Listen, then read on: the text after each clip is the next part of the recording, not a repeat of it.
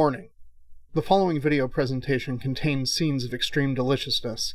Failure to either eat first or bring a snack to consume during the presentation could result in wanting to lick the screen or in some way act the fool. Ain't nobody want that. Viewer discretion is advised.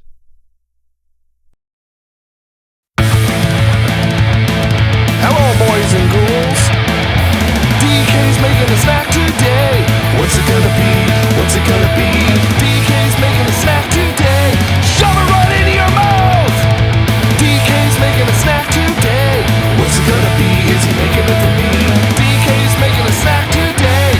It's time for tactical snacking with DK.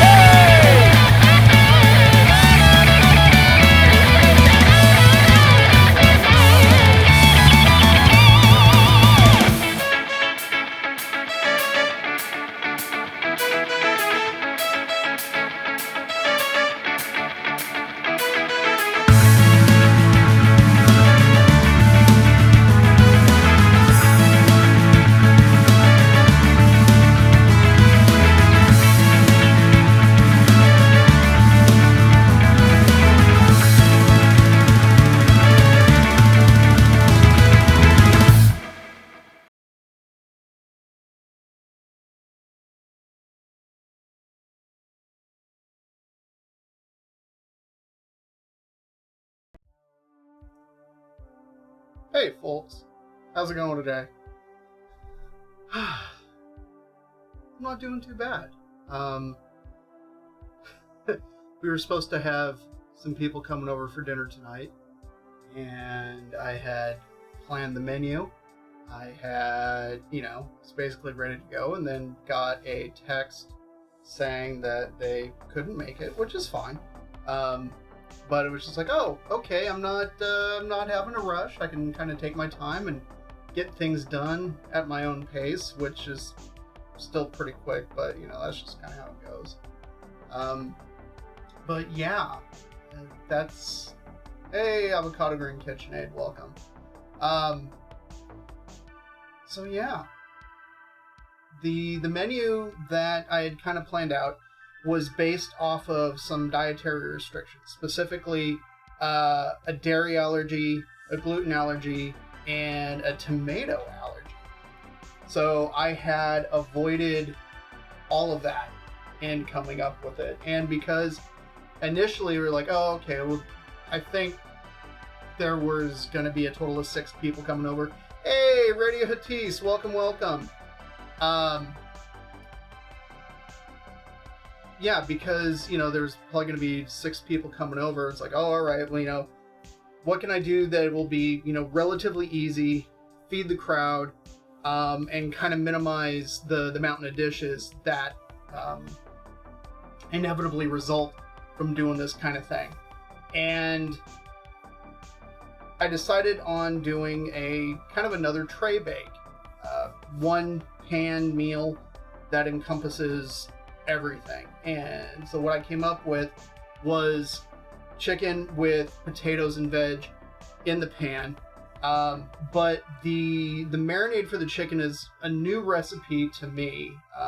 I was browsing online looking for kind of ideas for some things, and I found one that sounded pretty good and decided to kind of run with it. There were a couple of things in the recipe that I'm just like, I'm going to want to change it up just a little bit. And so that's what I did. The recipe for the marinade is actually on the Discord. Let's see. Boop. There's the link for that. And there's the menu for today, in case anybody was wondering. So we're gonna get the chicken marinating for that. Thankfully, the marinade for the chicken, A, it's easy. B, if you can have a chance to, say, do it in the morning and then bake it off later, great. If not, it's not that big of a deal. For what I'm doing today, I figured what we'll do is we'll make the marinade first, get it onto the chicken, let it do its thing, do the prep work for everything else, as well as get the new and improved cornbread going, get that ready to go, So then that way everything kind of goes in the oven at the same time and everything ends up being done at the same time. So that's the plan of attack for today. So let's get to the marinade first and foremost. There we go. All right. So I've got my chicken here. I went and trimmed it, got it ready to go, have it in the bag. We're going to marinate in the bag. So I've got that there. Hey, puppy. Vera's coming in to say hello. In that marinade, we're going to be putting some dark soy sauce. I'm using cane vinegar because it's delicious and I like it. Some brown sugar, thyme, salt, pepper, and for just a touch of heat, I'm going to add a little bit of the Korean... Oh my goodness. G-Money rating. Welcome, welcome. Padre Samaj, you're seeing Ma Wolves here. Hey, yo boy! Mr. Rav Voltaire in the house. If you're not following Rav, go follow Rav. Not only is he a beautiful man, he's a beautiful human being with an absolutely beautiful voice in an amazing band. Go follow this gentleman. Please do so. The link should have popped up, which it did. And of course, we know G-Money. We love G-Money. G-Money is always welcome in my home. So welcome, welcome. Thank you so much for the raid. Miss Nat X, welcome, welcome. Hey, thanks for the follow, Tech and Jesus. Ma Wool, thank you so much. Right now, I'm getting to work on a marinade for some chicken that is going to be going into the oven. Oh! Maria coming through like a champ. Thank you so much for that. G-Money's pretty alright. Yeah, he's a pretty alright dude, I have to say. Truly a beautiful human being inside and out. The gentleman is wise beyond his years, let me tell you. Seriously. For someone of his age, this was a conversation, just so you know, G-Money, that Lumpy Pickle and myself had, that for someone as young as yourself, you're beyond your years in terms of wise, and it is a genuine pleasure to listen to you pontificate on any number of subject matters. So it's a yes, I know I'm married, but you know what, Mrs. Weso would be okay with it. So not gonna lie, she has made more than a number of comments on his workout streams, and I'll allow it because she's not wrong. So anyways, the marinade, let's see. All right, let me put up some of the stuff real quick. So here's the menu for today. Okay. And then the recipe. Nope, that's the raid message. There we go. The recipe can be found on the Discord, and that's the marinade that we're going to be making. It contains dark soy sauce. And if you don't happen to have dark soy sauce, you can just use kind of the regular whatever you got. I'm using cane vinegar because I have it and I love it, and I think it'll be perfect for this. We're putting in some brown sugar, sprigs of thyme that we pulled out of the garden, a little bit of salt, black pepper, and Korean chili powder, gochugaru specifically, because I think this would benefit with a touch of heat. So yes, we're making more cornbread. It is the perfected cornbread recipe, and we'll talk about that once we get to it, but I want to get the chicken marinating first, so then that way it's had plenty of time to kind of soak up the love and the goodness. So what I'm doing,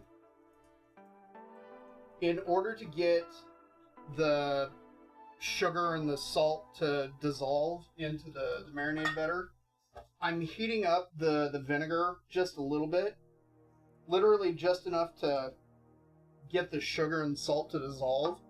I don't need it very hot, and then we'll add the soy sauce.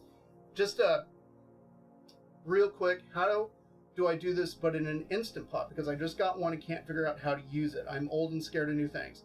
Alright. Ya boys got your back. Alright? We can talk about this.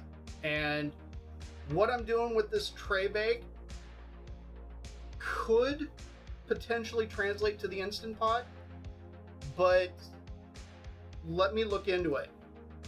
we will address the Instant Pot issue. I have one. I used it Tuesday when I made the chicken stock.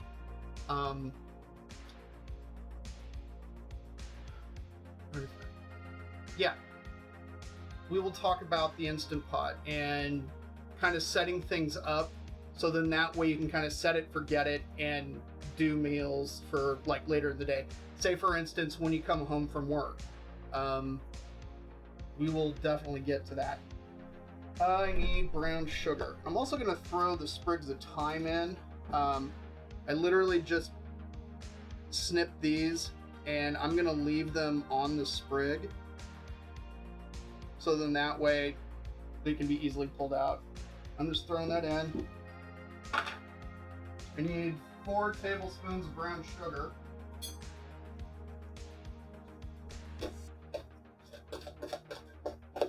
And I find it hilarious, Rab, that you call yourself old, because I know for a fact I have at least 10 years on you.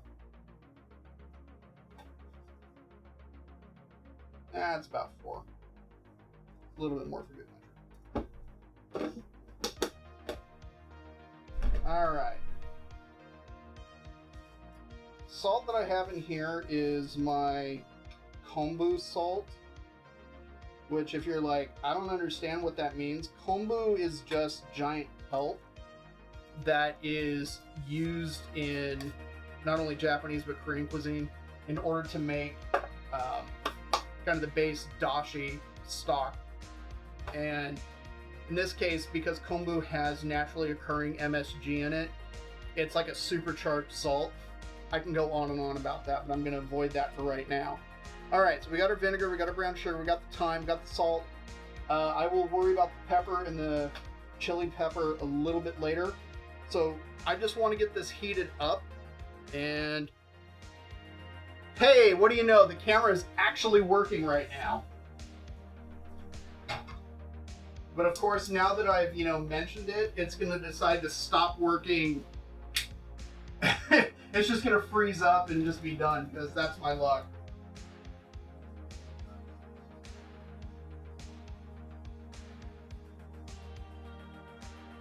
So yeah, I'm just warming this and swirling it around to get it to dissolve.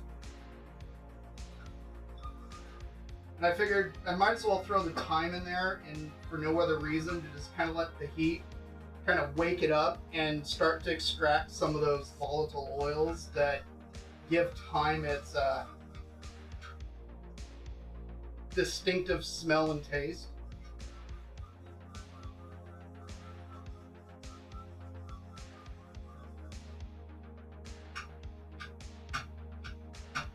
That's actually looking pretty good. So that, yeah, that's looking like it's nicely dissolved. So we're going to add 2 tablespoons of this dark soy sauce. That's going to help give the chicken a little bit of color too. And then that's going to go in.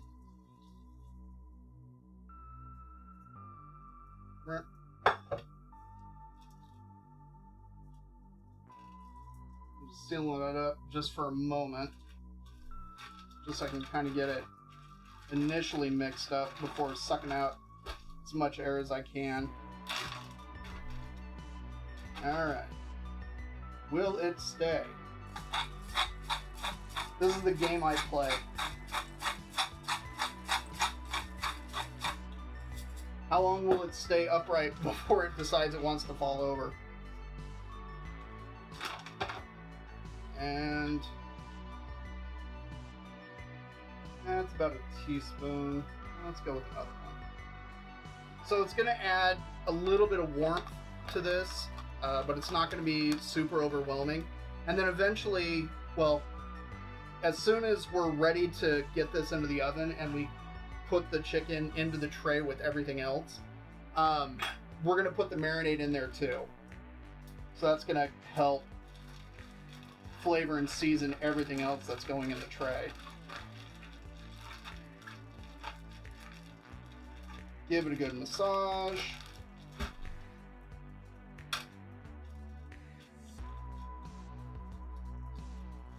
Alright. ready to go. We're going to let that sit right there. Okay. As for the players, for everything else, DM me recipes. Every recipe I look up either has ingredients I've never owned or starts off with a 10-page life story.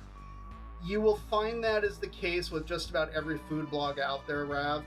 And it has to do with the copyrights on the recipes. It's really sort of convoluted. Lumpy actually sent me a link to a site called Just the Recipe that goes through and will actually strip out like all of that and just give you the recipe. It is a subscription service. However, it is really helpful if you just want to see the recipe. So I'll hit you up, Rav, and we'll talk a little bit and kind of figure out what it is that you want to do, and we'll get you hooked up. No worries. Hey, Ivy Stupid's here. Welcome, welcome. You feel old inside. Funny how that happens. Lumpy's mom is an Instant Pot junkie. She makes baby back ribs in her Instant Pot, and they're awesome. So, interesting thing, yeah, ribs in a pressure cooker is a classic method of making them. There will be those that will shun them, yea, verily, because it's not done over wood, but honestly, if it tastes good, I don't really care how they're produced. So, that's just, my 2 cents on the matter. A blog needs to be so many words before it can be copyrighted, so that's why they are so long. Yeah! I'd be stupid with the knowledge. Interesting. Oh. Diaz Malley, thank you so much for the resub. No worries. Feel free to lurk to your heart's content. Hang out. Take care. Yeah. And, Diaz did not get a shout out. Lumpy, would you be so kind as to shout out Diaz Malley? There it is. I'm like, I have this thing set up 69, dudes! Mally is a pretty amazing person, like it says. She is incredibly awesome and talented, and yes, definitely go, when she does stream, go hang out. It's always a good time. A really nice wide range of music that she plays, and so I'm a big fan of hers. Okay, chicken be marinating. Time to get some stuff chopped up. Oh, hi, little puppy. Oh, little woo-woo girl. Hang on. There's the little woo-woo girl.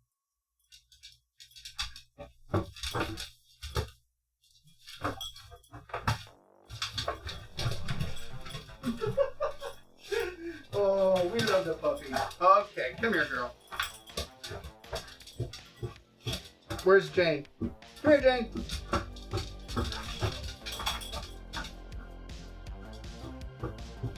Good boy. All right.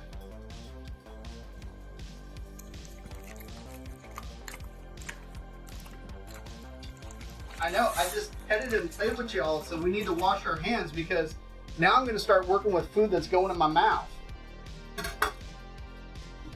Werewolves of Texas. I'm like, wait a minute, where'd that come from? Oh, okay. So into the tray bake, we're throwing in a couple of red onions. I got some mushrooms here. I just grabbed the button ones because they actually look better at the mark. Oh, you can't see it. Red onions. These are just buttons, like I said. They're what look best at the market right now, so I just grabbed a bunch. Red potatoes that we're going to slice up. And then I've got one of each of the peppers that we'll throw in there too. Pretty simple, pretty straightforward. Thank you, Miss Nadex. Yes, I love my doggos. The little one that came in here and started wooing, the brindle, she's Vera. And then the big guy that came in, his name is Jane. If you've ever seen Firefly, it'll make complete sense. So, and now they're running around playing, it sounds like. I just hear, I don't know if the mic is picking up, but I just hear claws like not getting traction on the wood floor out there. If you get the reference names with the dogs of Vera and Jane, yeah. Yes, you are one of us if you get the reference. Alright, so I've already scrubbed the potatoes, I've cleaned the mushrooms, I've cleaned the peppers. All we're doing is chopping them up and getting there. I like to trim off the stem of the mushrooms just till they're flush. Because you find that the base part of it like that can be really woody and not the greatest things to eat. However, they are fantastic for making things like stock. There's a lot of flavor in there.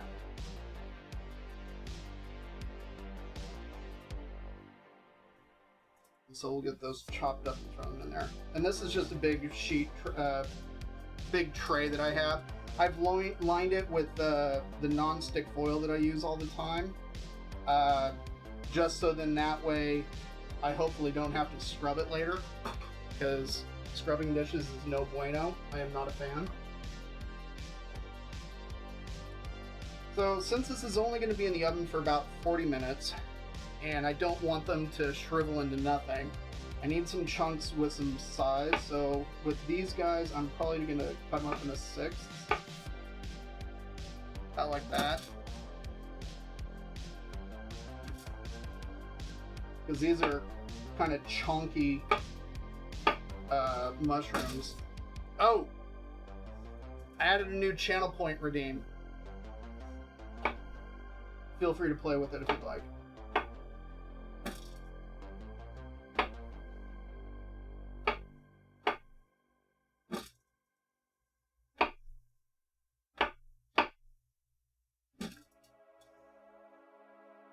But then the chicken is just going to sit on top of all this while it roasts. I've already got my oven on and ready to go. Actually, I've got both ovens on and ready to go, since the cornbread bakes at 375, whereas the chicken and everything else is going to bake at 400.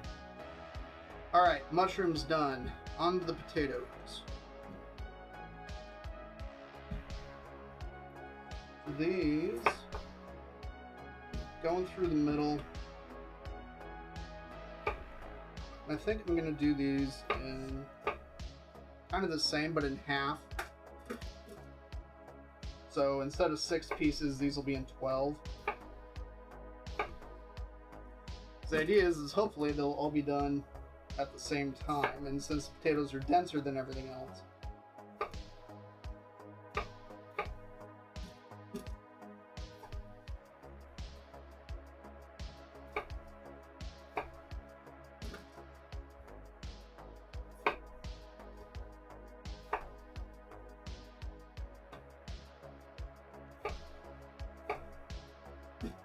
I have to ask, was cooking always a passion, or was it a professional career at some point as well? Oh, the new redeem is called Hot.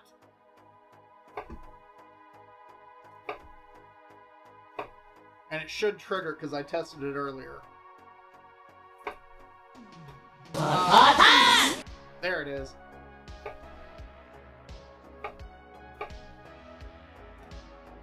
Did the sound and everything else come through? Nutcha!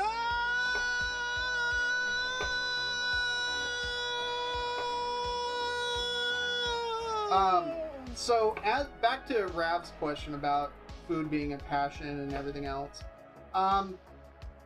I've been basically cooking kind of my entire life. The running joke is that I was born and raised in the kitchen.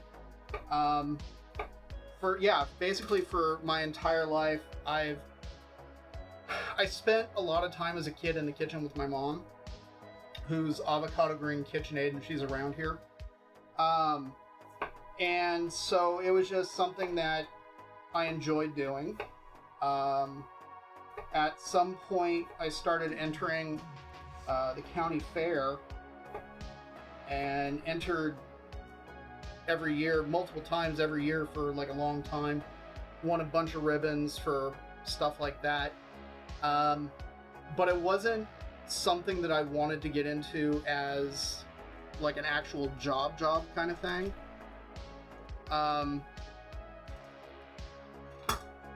Then let's see, how does this go?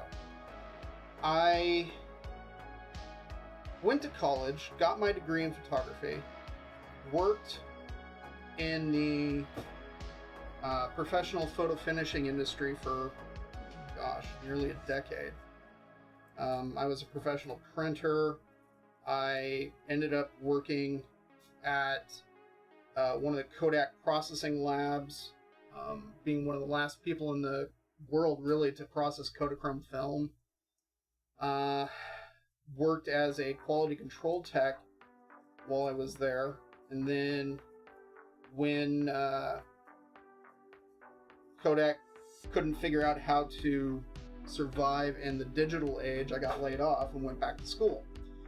The school that I ended up going to had a culinary arts program, but because of my experience in the photographic industry, where after a while it kind of ground me down and I stopped taking pictures, which was something that I absolutely loved, and I hadn't picked up a camera for a long time. So because of that, I didn't want to go into the culinary program, because the last thing I wanted to have happen was have schooling and working in that profession kill a passion of mine, and especially something that had been, kind of a constant in my life. So I started studying industrial design while I was there, but here I am, on a break from a Photoshop class, and what am I doing? I'm standing outside the kitchen classrooms that were literally right outside the doors. So eventually I left the industrial design program because I realized it just wasn't where my heart was, and I got into the culinary program there. Got into the culinary program and just took to it like a fish to water. But I very, very quickly learned while I was in there that working in the culinary industry, be it restaurants or whatever, you have got to love the work, because it is high stress environment, really long hours. Usually until you get really up there, the pay isn't all that great. And I mean, even like one of the semesters I had to do an externship, and so I worked in it's kind of a high-end restaurant at the time in I think it was Manhattan Beach. It's a place called Sashi. They're no longer there. The chef owner, he came through the school as a guest lecturer at one point, and come to find out, he was actually, if you've watched the old Iron Chef series, be it the Japanese or the American one, either or, you would probably be familiar with the name Morimoto, the Japanese Iron Chef. Well, this gentleman that owned the restaurant was Morimoto's sous chef for a long time, and in fact, he appeared in not only the Japanese but the U.S. show as his sous chef. This was back in the beginning of when they were doing Iron Chef America, before he moved out on his own. So the guy had a pedigree. Morimoto came and when his restaurant opened up, for instance. So that's just kind of like, as an FYI, that's, kind of where I was. And I was working in, kind of the app station as well as prep work. And it was rough. Like, it was really rough. And that was really kind of what cemented me not wanting to work in a restaurant per se. So I've since taken, I worked at like Whole Foods, which Whole Foods was a really great environment, or it was, and I say past tense, for kind of my creativity, my personality. Although I kind of felt like the Ron Swanson of Whole Foods, because I would make wildly inappropriate jokes that the customers just would not understand. Let me rinse these out just to get the seeds out, and I'll tell you that one particular joke that Probably my very favorite.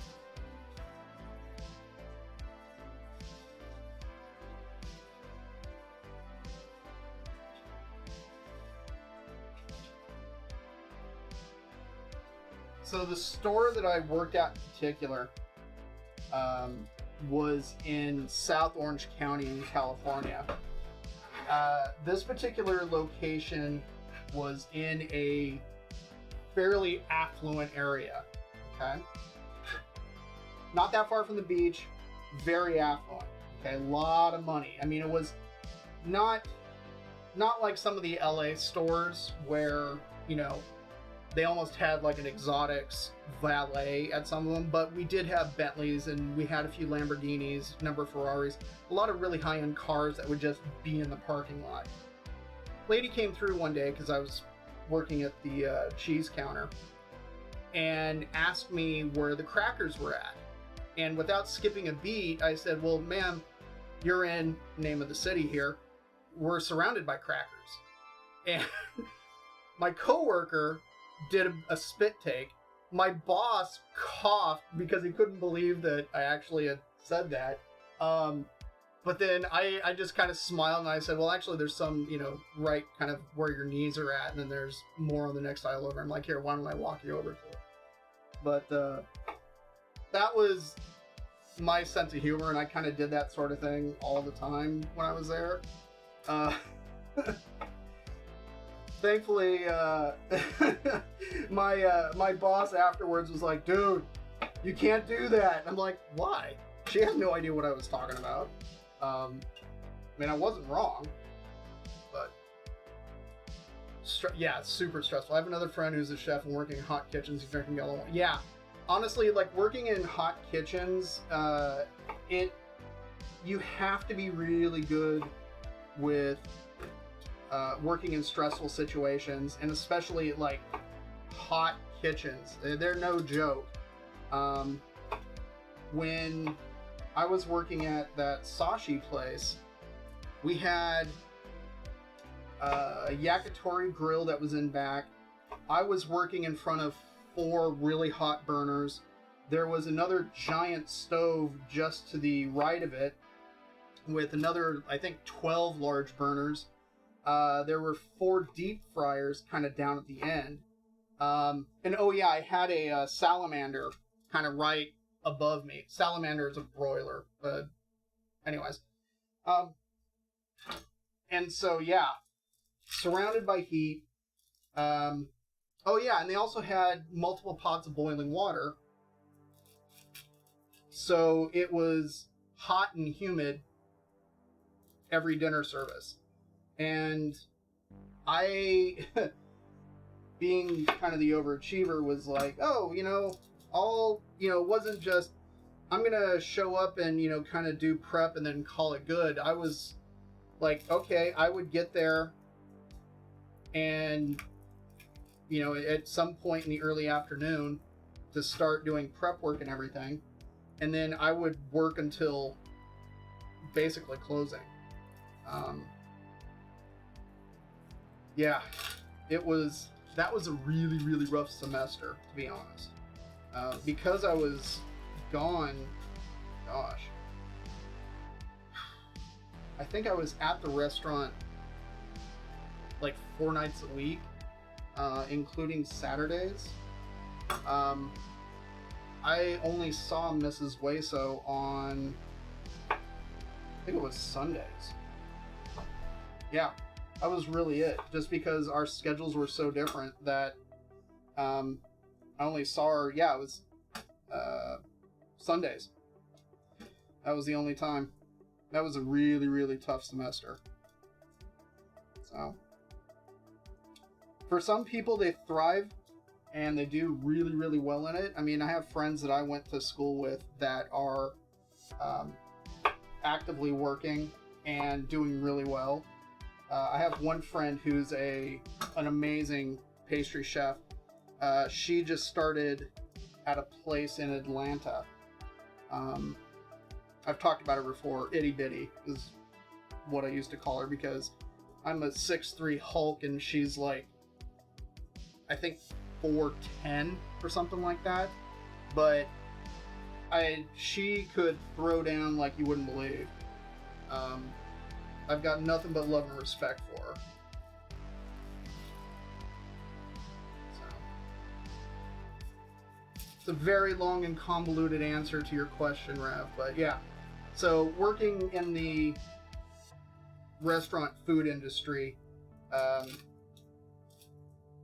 not work per se as like a professional chef or anything like that, but with my knowledge and experience, like I've done catering, I've helped out with stuff. Inevitably, like I get called on, oh, you know how to cook, blah blah blah, and you know, for different things. So it's kind of, sometimes it's a double-edged sword, to be honest, because and it's part of the reason why I'm as insistent when it comes to patronizing the arts. So, oh, good. I'm glad you're enjoying the story time. But yeah, when it comes to like musicians or artists or people who are creative as their way of living, like I'm very much insistent on making sure that if I'm like, hey, would you do X for me? Make sure that they get paid. Mostly because of how often when people hear that, you know, I know a thing or three about cooking, that they're like, oh, you should totally cook for me. Like it's kind of like a throwaway skill or something like that. And I'm like, well, if you can afford, you know, what my catering rate would be, then okay, sure. So it's kind of a pet peeve of mine, because inevitably, you know, I find the takers. I don't know how. So yeah, that's why I kind of feel like that. And why I really feel like, you know, hey, if you're gonna, you know, listen to a band's music, for instance, you should buy the music. Or what would actually be better for the band is buy their merch, since that's more likely to get them, you know, money directly. Or buy both. Go to the shows, absolutely, if you can, if they're in your area. So we need a Twitch homie party at Decay's house where we can all stuff our faces. See, I'm absolutely down for that, Lumpy. Like, yeah, exactly. If you have a professional skill, if it's a skill that somebody wants to take advantage of, then you should be able to be fairly compensated for your skills. I mean, I don't, you know, I would sometimes, like, it got to one point where somebody was like, oh, you know, I hear you're really good. You should totally cook for me. I'm like, well, what do you do? And they're like, oh, I'm a tax preparer. Oh, well, you should totally do my taxes for free. And they're like, wait, why? And I'm like, well, if we're exchanging professional, you know, skills, then, you know, exactly. It's buy the stuff that puts the money in the band's pockets that allows them to continue to produce their creative endeavors that bring joy to your life. It's a very flowery way of saying buy their stuff. Like, honestly, okay, so here's an excellent example, right? Mr. Rav here, frontman for Ravenous. Their shirt selection right now is friggin' amazing. Like, they're awesome. Like, I genuinely want one of each of them. They won't fit me, but I do want one of every one of them because they're amazing designs right now. Like, seriously, Rav. Like, I'm gonna have to buy a couple, like, cut out the graphics and just sew them onto a fluffy... Dude, I wear 5X. The largest size I could order off your site was a 3X. I'm just saying. Because I'm extra fluffy. Alright. We've got a full tray. That is looking excellent. I'm thinking I'm going to need to add just a touch of fat to it just to kind of aid in the browning. And then we'll hit it with a little bit of salt, but then that's it. because we still got the stuff from the marinade of the chicken that's gonna get mixed up into it. Yeah, and okay, Rav, we'll talk about why most producers of t-shirts don't offer shirts always in fluffy sizes. We'll get to that. It has to do with ergonomics. Specifically, the 98% rule. This was a lesson that I learned in product design back when I was doing industrial design. That most products that are designed in the world are designed for the 98th percentile. So people, there's been extensive studies done on the sizes of people, be it male, female, whatever, doesn't matter. So most products are designed for people that fall within to the 98% of sizes of things, okay? That 99-100 are people that fall into either larger or smaller, taller, shorter, fatter, thinner than what the mass of the population is. I happen to fall into the 99th percentile in terms of my size, which is why most places don't offer things like, you know, shirts in my size specifically, because there's a very small segment of the population that it would fit. So from a business standpoint, it doesn't make sense to pay the additional setup and resizing in order to produce something that you're not going to sell very much of. You know, at least from a business standpoint. I understand this. This is something I've come to terms with. But this is also why, like, I'll buy a band shirt knowing that it's too small.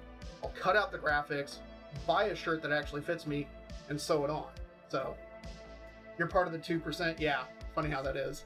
I have to second this. Your shirts are great, Rep. Yeah, absolutely, Windier. Hey, welcome, welcome, buddy. So, alright, just a bit of salt on there. So this is effectively ready to go. We just need to stir it up and then add the chicken to it.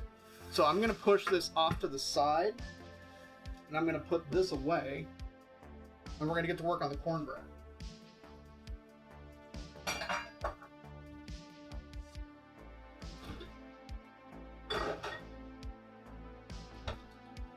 So that is good to go. I'm going to give this a quick rinse.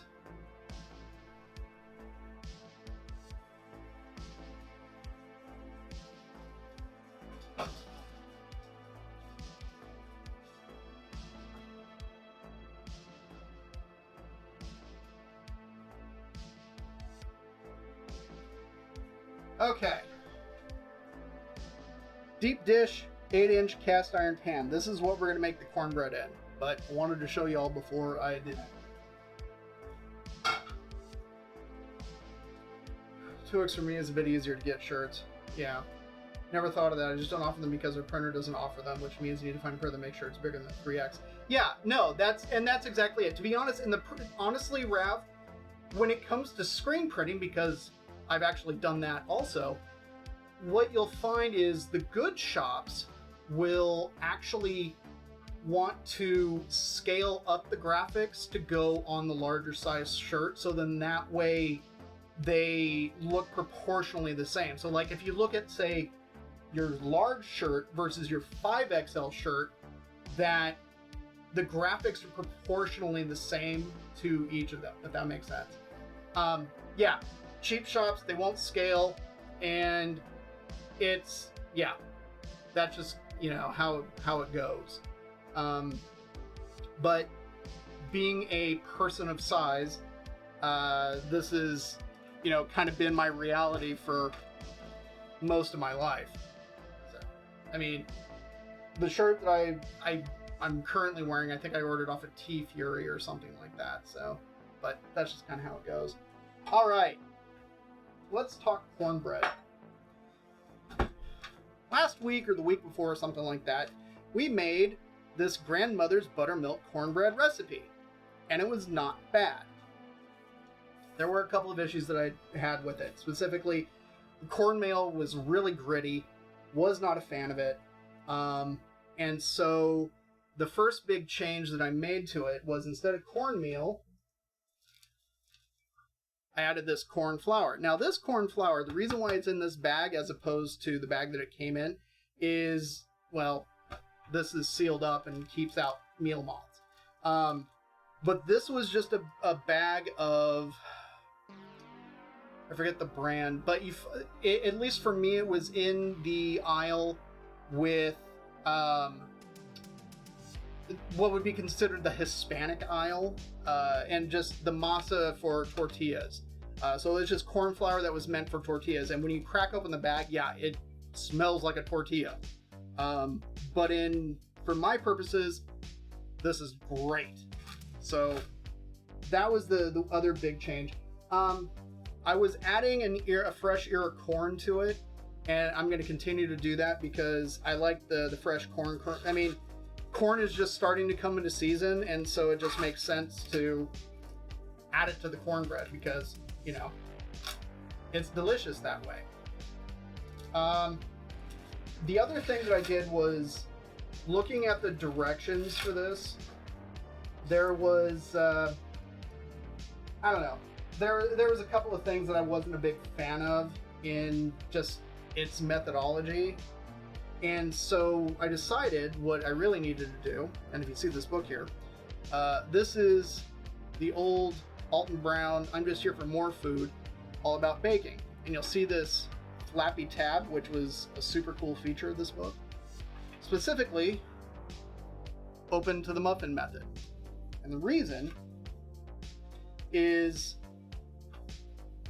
it talks all about the methodology of the muffin method, what you would use in order to make muffins. And to be honest, this dough and everything else comes out like a muffin. So it makes sense to treat them that way. I will summarize what he has in here. Take your dry ingredients, mix them all together. Take your wet ingredients, which sugar is considered a wet ingredient in baking, just as an FYI, because it dissolves into the liquids really easily. And so most of the time when in most baking recipes, it'll, like I said, sugar is considered wet, and that's the case with this. So sugar gets added to the wet ingredients, then you take your wet ingredients, add them to the dry, stir them until they just come together, and there you go. You're all set. Do I know the muffin method? Same thing, and then that's precisely what we're going to do. So I got 2 bowls here ready to go.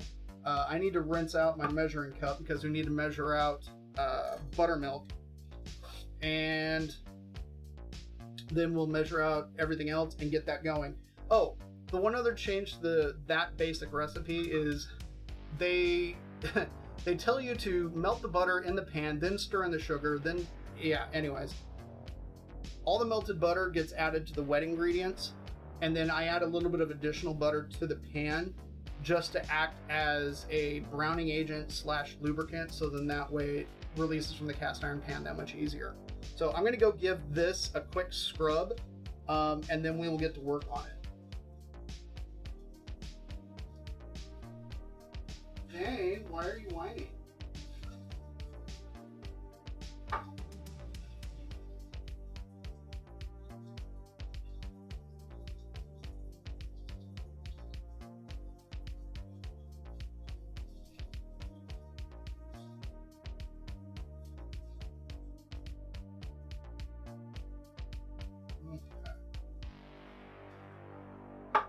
That, there's our ear of corn.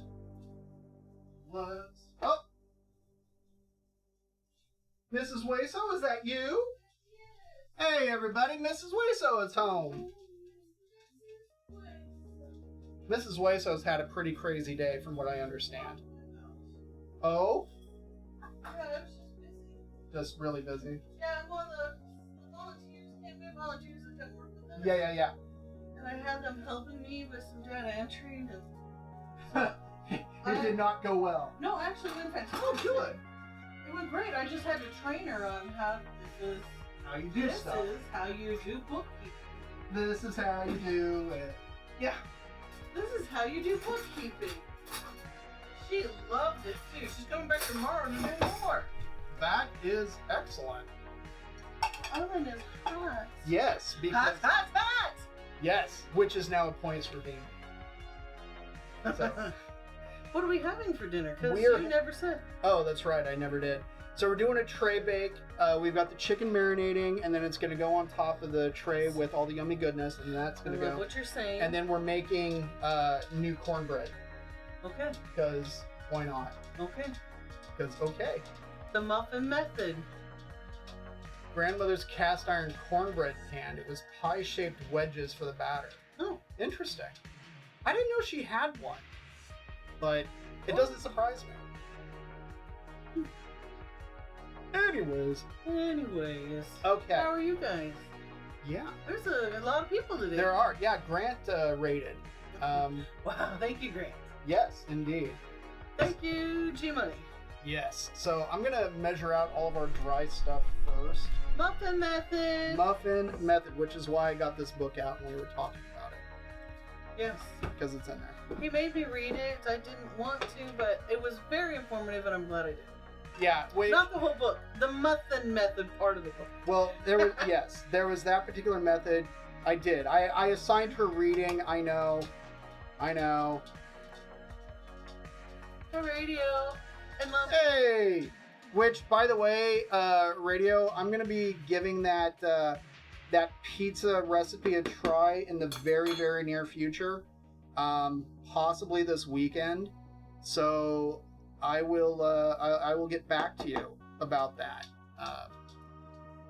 Radio T sent me a. These mushrooms. Saving them? Oh yeah, for stock later on. So that was a cup of all-purpose flour, and now we're gonna add a cup of the corn flour. Yeah, he's given me homework many times. I have. Early on, it was, this is how you use a knife. We're going to practice. Yep. I know. I mean, it sounds crazy saying it out loud, but it was one of those things that, like, for the muffin method, I forget what you were doing. I want to learn how to make really good muffins. Oh, that's right. And so he's like, you gotta read this book. And I was not happy about that. I'm like, here, you read this. This will help you understand. And He's it like, did. and it did. I've yet to make muffins since then, but I did read the homework. So now that we have some blueberries, I think I should make some blueberry muffins. That's true. There's a big old pack of blueberries in there. Yeah. White powder. A mysterious white powder. Oh, this is corn flour. Why is it not in a container, my love? Because we didn't have a container that was big enough for that. We need to buy one. I understand that, but I'm just saying that I didn't have one at that moment. Mrs. Waso had an experience a long time ago with Indian meal moths. That's true, and that's why we We only use airtight containers now. yes, the Ladena, the pizza, yes, that's the one I'm talking about. That's the one that I want to play with because she was telling me that she'll also make bagels with that recipe, and so I want to try making it and kind of see how they turn out because that would be awesome for my health. There's a container right here. Is there? Yeah. Is it clean? It should It be. should be. It's above the Cuisinart mixer. Yeah, okay, this is the baking soda. That's right. Like, I don't want to add baking powder, I need baking soda. There's Hey, a Rev. difference. Yep. Javoy is here. My boy? I didn't know he's mine. No, he's not Jackpot. I'll take him. When G Money came over, I did mention that you had made a couple of comments about him during workout streams. And I said, I agreed. I said, I'll allow it. Hey, the man's earning it. Like, He is. he's worked hard. And now he's got fun curves to look at. Our curves are not so fun to look Well, they're fun for girls and for boys. Maybe. at. Depends on who you are. That's true, it depends. Alright, so that was a half teaspoon of baking soda and a quarter teaspoon of salt. And that is team dry ingredients. Should we mix it? Yes, if you'd get a whisk. This is how we whisk it. That's right, do the running girl.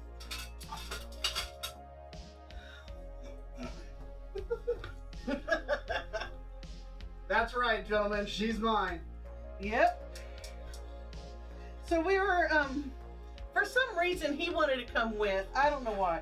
But we were buying fabric. A friend of ours was not a master, but he was making my wedding dress custom. Oh, yeah. And Decay here wanted to come with when buying the fabric, and we lived in California, so it was the fashion district in LA. Yes. So we're going into stores, and I wanted to be supportive. Here we are buying fabric for her wedding dress, which so is very nice. But I knew you'd be in bored. retrospect. You'd be bored after a store and a half. And I was bored in half the store. Yeah. So he finds one of I think one of the giant cardboard tubes. So wait, where's the? I can do this, I promise. Here it is. Hit the talk button. Here it is. So this is a paper towel holder. We're saving them because the shelter I work at, they'll cut them in half and put dog treats in them. It's a dog toy for them. Anyways, so think this, but 6-7 feet long and like super thick. Anyways, so he stands in the back and I'm looking around, and in front of me is a table of, I don't want to be rude, like African American, is that allowed to say that? Of all these beautiful women picking out fabric. They're clearly doing the same thing we were going to do. Anyways, DK here walks up to it and he's all, I played it like a didgeridoo. It's hilarious. And everyone, the whole store stopped and looked at him and I was like, ladies, that one's mine. It was pretty funny. It was epic. Pizza dough used for everything. Yes, she does. Okay, so that's eggs, that's the buttermilk. I'm just melting the butter right now. Melting butter. So, that's our story. It was pretty funny. Yeah, and he learned not to go shopping. Well, that kind of shopping. that kind anyways. of shopping. Girl shop. I like girl shop.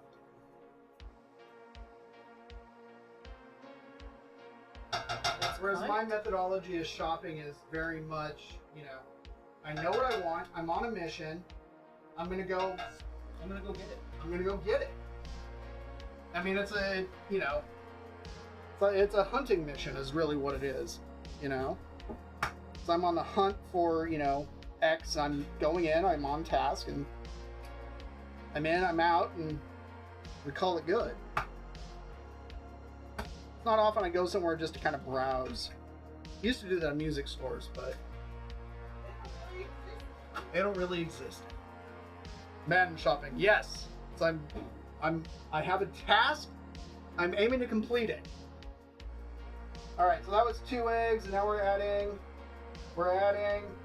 Don't have a container, silly boy. We're adding. I checked. We're adding. We're adding. Okay. A cup of buttermilk. Are we almost out of buttermilk? We are now out of buttermilk. And it has all been used on cornbread. I'm not And that's not a bad thinking thing. that's a bad thing. No, it's not. So.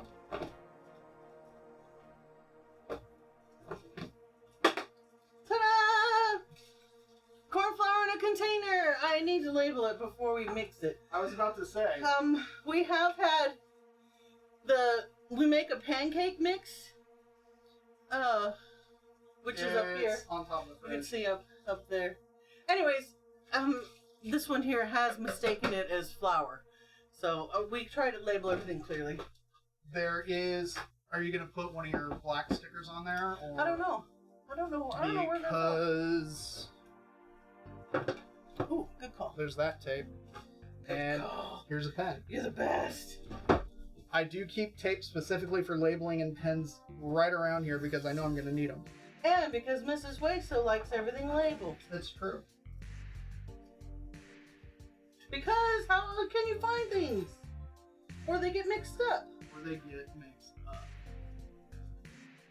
Okay. I have a proposal for you. Da. Well, it's really warm over here. In the summer, it's just going to get warmer. Yes, it is. You should trim this wood here behind the window. Mm-hmm. So then you could open the window. Mm. The window here, we have it blocked so that the lighting, the sunlight, this evening sun doesn't mess with our lighting in here. Because it comes right in through the window. Yeah. All right, 2/3 cup of sugar. The bakery talk. Does this have a 2/3 mark? I don't think it does.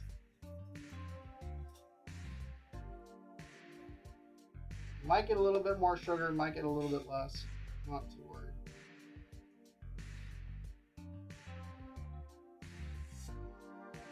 Close enough for government work. Okay.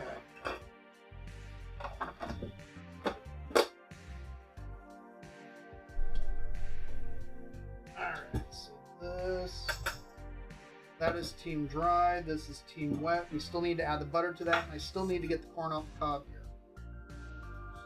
So, I like cutting the cob in half just because, especially if I'm slicing corn off, it's just easier that way. I'm also not cutting it super deep just because I don't want additional cob in the cornbread, but I absolutely scrape it for all that yummy goodness.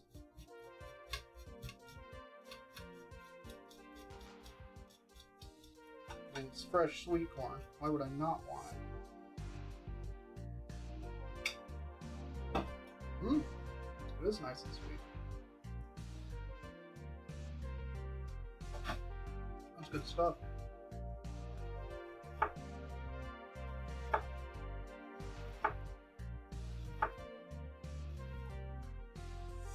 So here's a question for you, Rav. What kind of stuff do you want to make with your Instant Pot? Because that'll kind of help me figure out what to send you.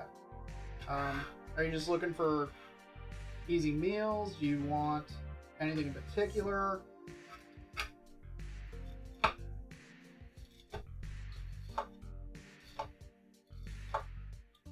Meat and veg.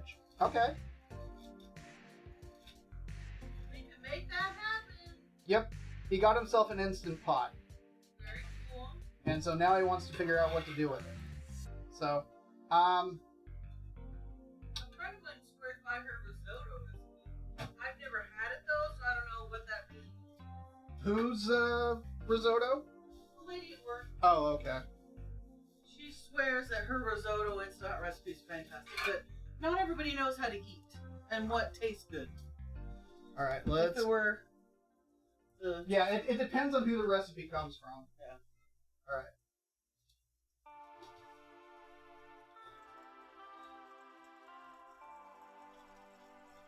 Mixing up Team Wet. Here, I'm helping. You're helping. You're a helper. All right. And you mix it while stirring while mixed so it doesn't like clump as it hits the cold stuff? Well, not so much that it won't clump, just that it'll help. The yolks in the egg are an emulsifier. What? I was going to help you so you can go ditch Oh, the pan. okay. Thank you. So the yolks in an egg act as an emulsifier. Butter is butter, fat, and water. So the yolk actually helps kind of emulsify it and keep it all together so it doesn't separate. So I don't actually want recipes, just want to know how to burn your house down. Well, okay. That's easy. Oh yeah, burning your house down is super simple. This is how you put your house down. No, You hang on. put garlic bread in the oven and don't set a timer. Okay, so there's that too. And wait, no, it's still on. I just heard a USB sound and I'm like, whoa. No. See, the trick is burning your house down and making sure that it looks like an accident for insurance purposes. Okay, he's now added the word not. Yes, not. That's what we figured. But if you want to burn your house down, your garlic bread will light up real fast. We're speaking in hypotheticals. And Lumpy Pickles said an Instant Pot's a pressure cooker, so you won't burn your house down, you'll blow it up. Well, very true. You'll blow it up part of it. Well, that's provided that it hits hits pressure and actually like over pressurizes. Are you regretting your purchase now? However, the thing is though is the Instant Pot has 2 safety valves on it, so it can't over pressurize. There you go. Yeah, so it won't actually explode. Just because, like I said, explode. if it were one of the old school pressure cookers, like the kind that you put on the stovetop, those, however, can and have exploded. Okay, so we got team wet, we got team dry. Now we're going to Add it. combine them together. We're gonna bring it together, We'll take that. and we're gonna complete the circle of love. The cornbread of love. Thank you, darling. I'm just stirring to combine.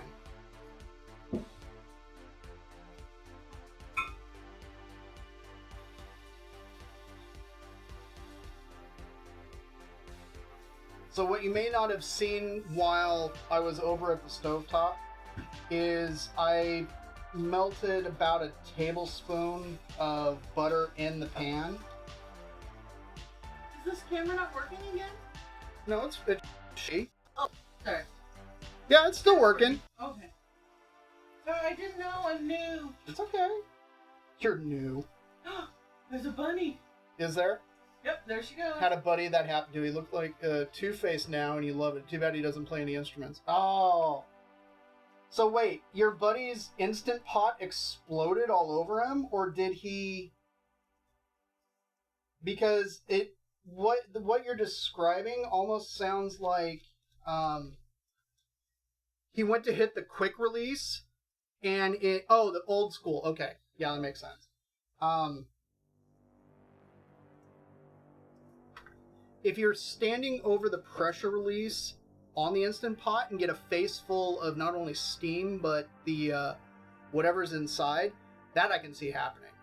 Yeah, very lucky he's alive. Hey, night songs! Meat and veggies with interesting non-spicy herbs. Okay, we can do that. Okay, so let's go get this in the pan and then into the oven. Yeah. He is lucky you left. See, there's just a little bit of butter in there. Just a little bit of butter. And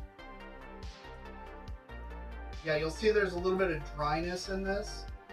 But that's okay, because while it's in there, it'll rehydrate the rest of it. Yeah, it's pretty good. It tastes like a corn muffin. What he really should do is break out the large muffin tin and do that, but Yeah. too late. Too late, it's already in there. Yeah, because then we could freeze them. No takebacks. There you go. Then you could freeze them. I have good ideas. I'm just spread it out. How did you season this chicken?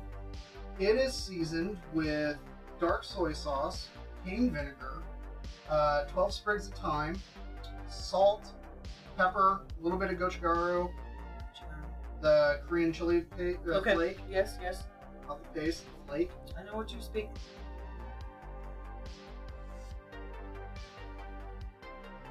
There's a little yellow piece of paper over there. It's got stuff on it.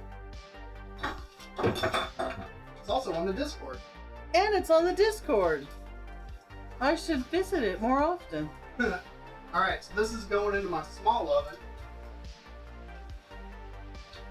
Wow, as a kid he had that accident? That's awful. Wow. That's no way. So I've got a 35-minute timer on the cornbread. So now this we can get out of here.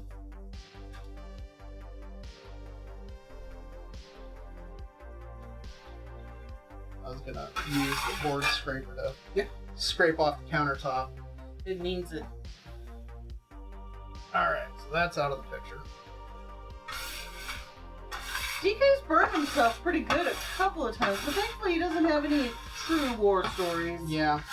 I've gotten really lucky. Example, the other day, the actual pan that has the cornbread in it, the last time we had cornbread, I wasn't paying attention. I had my head in a book, and I came around to the kitchen because dinner was ready, and then I grabbed the pan to rotate it, not realizing it had just come out of the oven. Yeah. But thankfully, no damage. Hands okay. Yep. So, okay. We're now ready to go for this. I'm going to drain the drain the marinade out.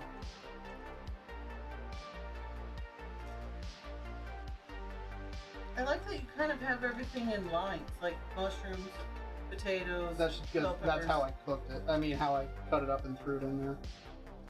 All right. Do you want to leave it that way? I don't care. Whatever you think is best. Would you go grab me a wooden spoon? Yeah. Thank you. Yeah, I've burned myself a few times, and I've definitely cut myself. I know, soaking the veggies in the marinade, right? It's more like they'll get steamed in them. Well, it's not so. Well, because of the size of the tray and the amount that's in there, there will be a bit of steaming going on. But they're also going into a 400 degree. Look at these mushrooms. Yes. They're going into a 400 degree oven, so it'll be a little bit of everything. Actually, one of the best ways, he steams vegetables, so like saute them up in a pan a little bit, maybe. Anyways, he used sake, like a cheap. I was just waiting to listen to her describe it. I don't know. I'm like, she can work through it. I can work through it. Anyway, the first part I don't quite remember. The second part, though, is he puts sake in it and then drops a lid on it, and then lets the sake boil off. It is fantastic. It adds an incredible flavor to the vegetables. Yeah, You should do that soon. I will. It's kind of a hybrid technique that is pretty common in Chinese cuisine, where you start off by sautéing the vegetable in some kind of fat. Most of the time I'll use like butter, because we like the way it tastes. Butter equals flavor. That's so true. Here's the bottle. It's pretty cheap. It is like $6 a bottle. Or at least it used to be. It used to be. No, it's like 10 or something like that. But it lasts a long time. Yeah, this bottle we've had for ages. But yeah, so you start off sautéing them until they're maybe halfway done. Then you throw in the sake and slap a lid on it to steam. Oh my gosh, this is the best way. And then when the sake is basically completely evaporated off, that's when you take the lid off. Smells good. Smells great. Here's the pre-oven beauty shot. All right, so this is now going in the oven. 69, dudes! He is a genius. Well, you're a genius too, Rev. Just in other things.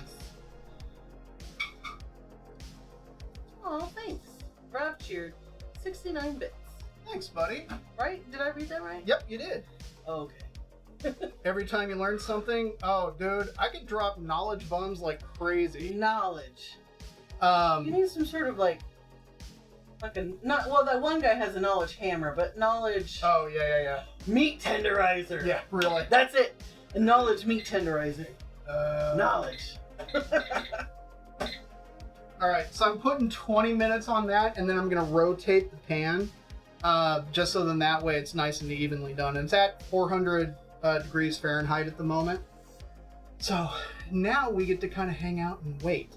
I did have a topic of conversation, because I thought about this ahead of time, knowing that we were gonna be at a point where we have some... a topic of conversation? A topic of conversation. Okay.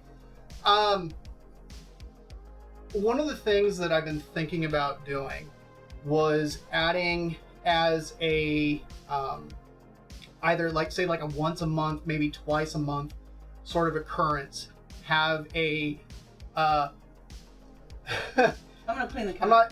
I'm not sure what to call it yet, but basically a wheel spin, and on the wheel is suggestions from people like you that like viewers like you, you know, kind of like all the PBS stations. So like, make a vegan meal, make a gluten-free meal, do an Instant Pot meal, for instance, or something. Yeah, air fryer, something like that. So then that way, bad karaoke. Well, no, that wouldn't be like an entire stream. What I mean though is, okay, you know, we're gonna do like an Instant Pot night or something like that. But that's what the wheel would be. Is it would be filled with these kinds of things. We'd spin the wheel, and then there you go. Starch molecules crystallize at lower temperatures, so don't put bread or other carbs in the fridge. They'll go stale quicker. The one corollary to that, Lumpy, is if you stick it into a cold, like a really cold freezer, that way it'll kind of bypass it. Same sort of thing happens when you see like sushi places. What will happen is the freezers that they have are way colder than your normal home freezer. Like they're like in the negatives kind of cold, like super cold. The place that I worked at had a freezer that went down to, I think it was like negative 100. You're a pastry chef, Rev? Red Seal pastry chef here. No, I was talking about what Lumpy said about starch molecules crystallizing at lower temps. I don't get food jokes. That's okay. I'm learning. No, I'm a pastry chef. Oh, really? I didn't know that, Rav. But yeah, so the sushi place that I worked at had this insanely low temp freezer, and it was specifically so that freezing took place faster and minimized the ice crystal formation. All freezers are in the negative. Then it was like, oh wait, here's an American. Yeah, exactly. Like for instance, ice cream. If it's really grainy, it's because it froze too slowly. But if it's really smooth, it's because the crystals formed really quickly. So, anyways, that's just kind of a thing. What's your topic of conversation? Well, it was back to the wheel of what I was talking about specifically. So, like, my question is for you, dear viewers and lurkers alike, what kinds of things would you like to see put onto that wheel? Spin it. It's like, okay, we got to come up with something random. So, like I said, I put fridge dive as one. Oh, fridge dive? Okay. Just making do with what you have and not making a trip to the market. Okay.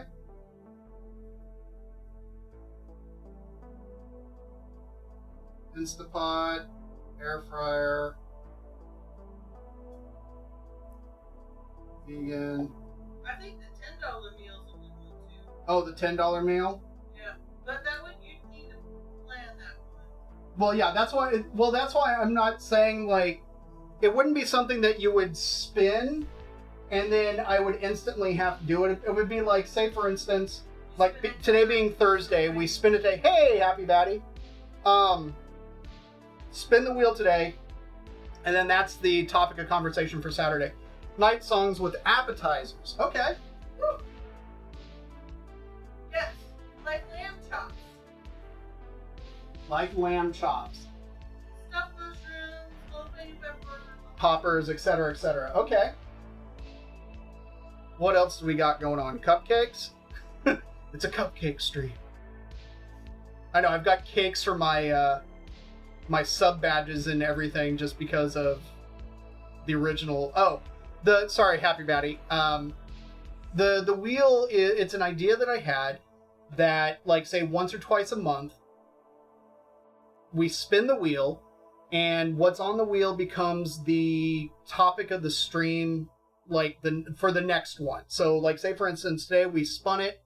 We have these topics on the wheel. Whatever it lands on, that's what the theme for the stream is going to be that next time. So be it, and I have up here, I don't know if you can read it, fridge dive, Instant Pot, air fryer, vegan, the $10 meal challenge, which for those that may not be aware, I did a $10 challenge where the idea was I have a $10 bill, and other than what would be considered normal pantry items, I had to go to the market, buy the ingredients that I needed in order to feed Mrs. Hueso and myself. So on just $10. Have to do a dance? Okay, that'll be for a different wheel. I think that's a different wheel. That'll be like the bad karaoke wheel, or the wheel of punishment.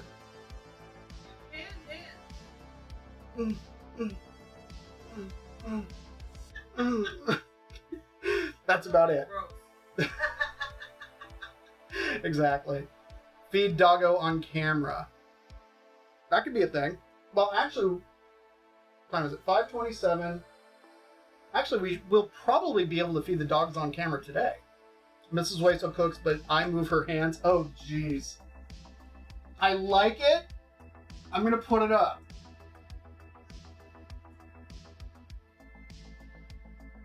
Well, we could practice some knife skills that way.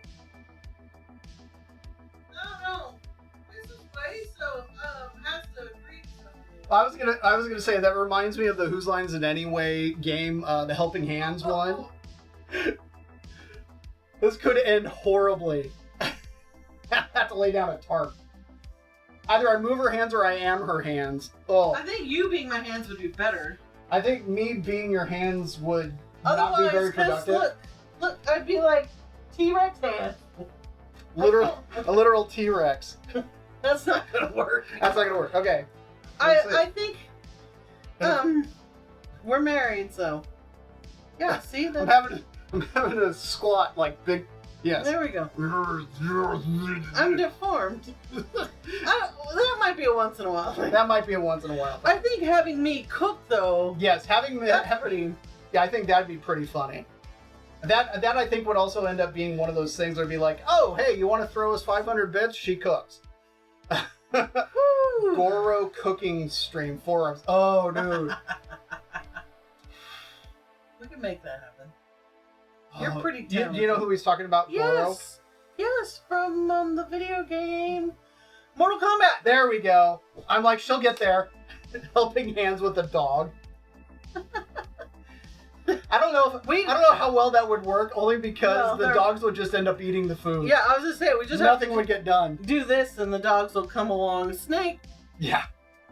Actually, little girl has been known to pull food off of the counter here. Yeah. She ate like almost half of a tri-tip one night. That was our fault. That was my bad.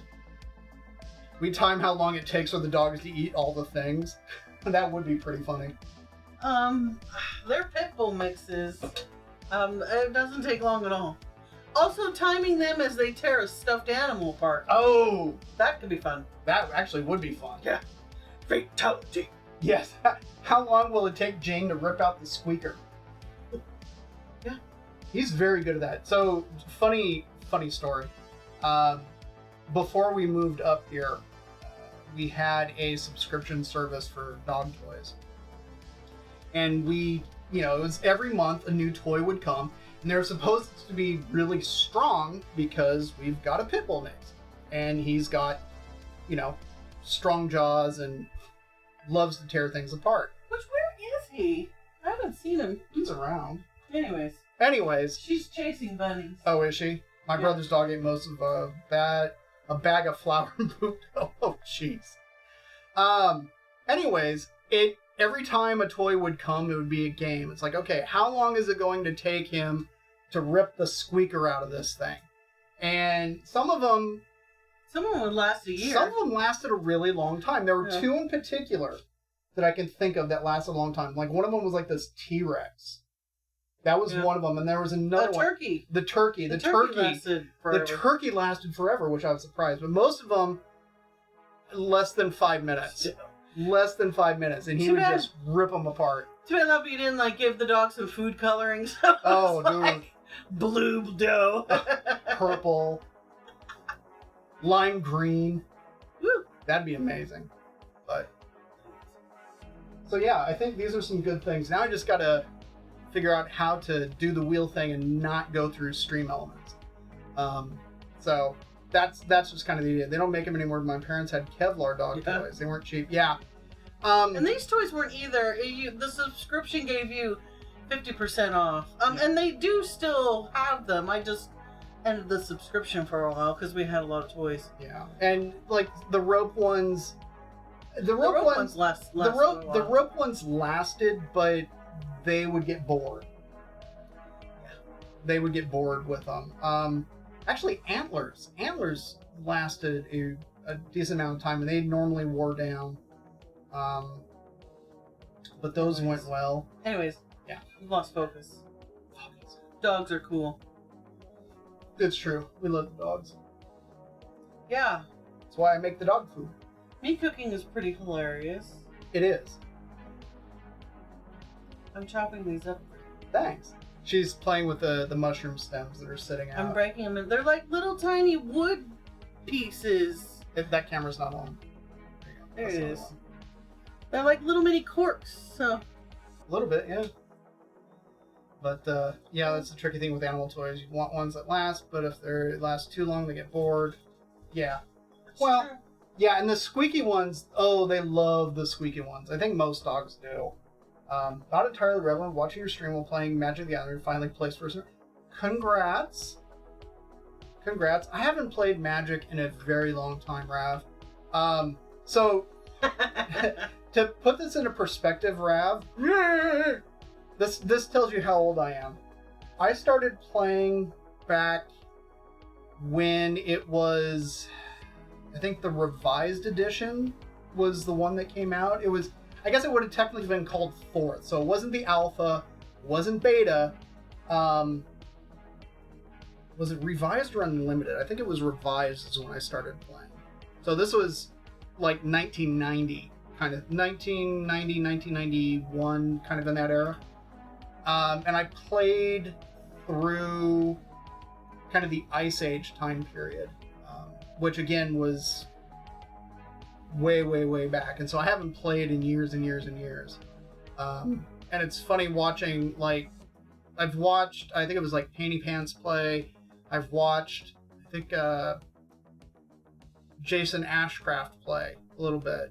And it was just like, I have no idea what some of these things are.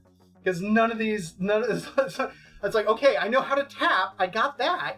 But so many things are just so incredibly different from when I was playing. I used to go, there was a weekly tournament that took place at this women's club in town.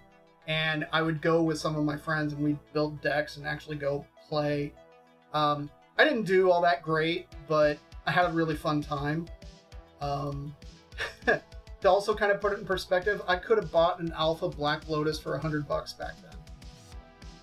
For those that play Magic the Gathering and you know you understand what an Alpha Black Lotus is and how much they currently go for, $100 would have been like, yeah, right, Happy Batty. Like, had I known that it was going to stick around for as long as it was, I would have bought all the Black Lotuses that I could have gotten my hands on. I mean, this was back during the time when people would put together the old Black Lotus Mox Channel Fork Fireball or Fireball Fork decks, so then that way you could do first round kills. But like I said, I mean, this was forever ago, so. Whoa. I think was it Rampage was some of like the most advanced things that they used to do. It's been forever. To be honest, like I used to play video games a lot. Haven't really picked up a controller in a long time. I don't know.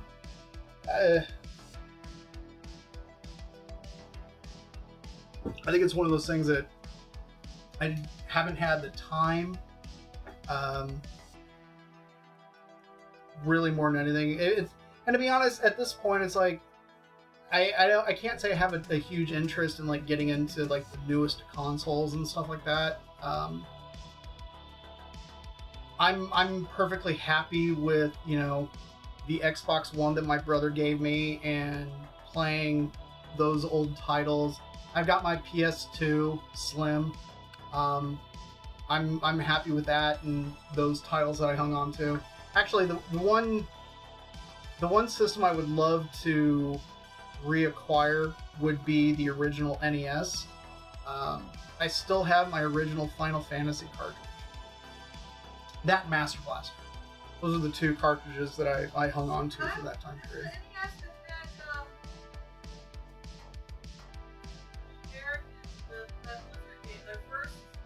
Lost Vikings? Yes, I have the original. I know you've got the Game Boy copy of that. I don't know if it was on the NES. I don't remember that. My sister has my uncle's old NES, I believe as it works. Hey, Mr. Kingsley, welcome, welcome. Andrew's in the house. Folks, if you don't know Mr. Andrew Kingsley, he's a king amongst men, literally. He is the gentleman that wrote my opening jingle, and is the mastermind behind Sleeper Ship, one of his personal projects, and he's also a guitarist for one of my very favorite bands, Unleash the Archers. So if you're unfamiliar with him, definitely go check him out. We are currently waiting on a tray bake and cornbread, and so we're just kind of chatting about this, that, and the other thing. Do I want a PS4? I got an extra one. To be honest, like, Lumpy, as great as that sounds, I don't know if I would ever play it, so I kind of would say, you know what? Let it go to a home where it'll be loved and used. I unfortunately probably wouldn't use it. Hey! The Punisher has shown up. Mr. Scott Connor, welcome, welcome. So, for those that weren't here at the very beginning, I recut my little intro video to include the cheese drizzle from last stream. So, since we have a moment, I'm going to run it, so then that way you can enjoy Mr. Kingsley's work, as well as some of mine. And, yeah, so I'll be seeing you in about a minute. Hello, boys and ghouls. DK's making a snack today. What's it gonna be? What's it gonna be? DK's making a snack today. Shove it right into your mouth. DK's making a snack today. What's it gonna be? Is he making it for me? DK's making a snack today. It's time for tactical snacking with DK.